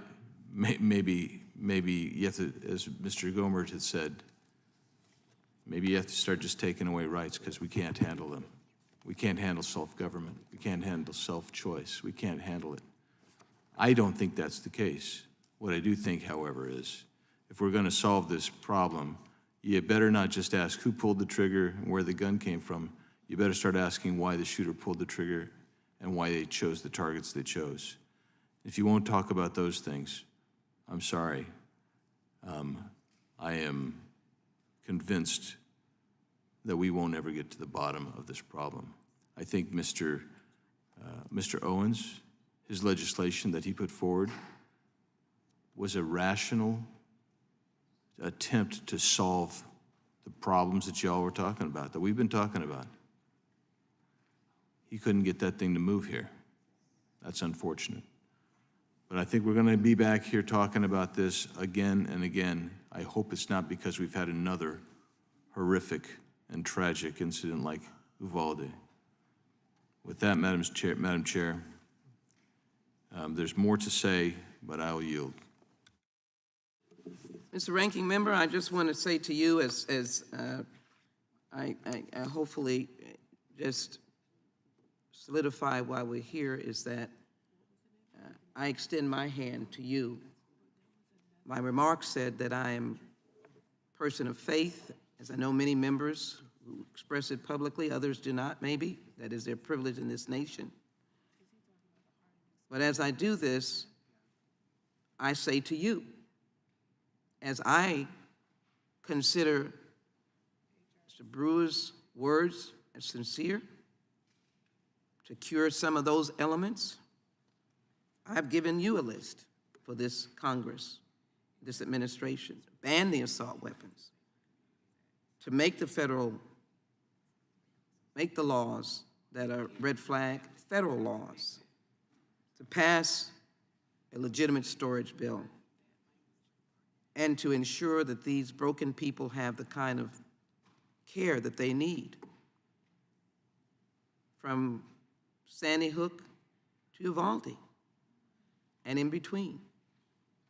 And I might add, because of the words of Chief Hall, to make sure that there is the sufficient training of our officers to know the policy has changed.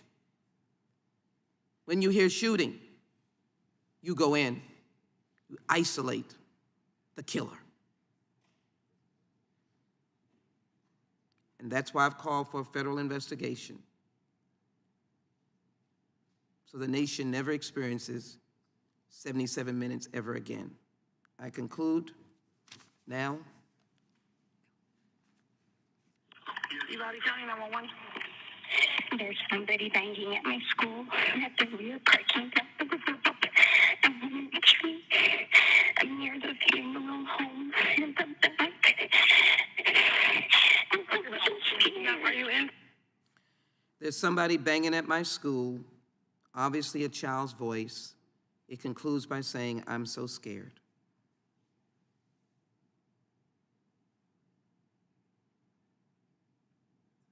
Child is advising he is in the room full of victims at this moment.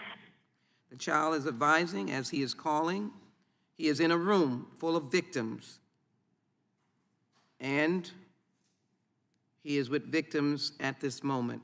You can imagine what the victims look like. Can you tell the police to go to my room? I already told them to go to the room. We're trying to get someone to you. Can you tell the police to come to my room? I've already told them to go to the room. We're trying to get someone to you. To the families, to the witnesses, for the sacrifice. This hearing that came out of your courage to stop the bloodshed and to find the bipartisan solution to the horrors of gun violence and the assault weapons, at this time, is now adjourned.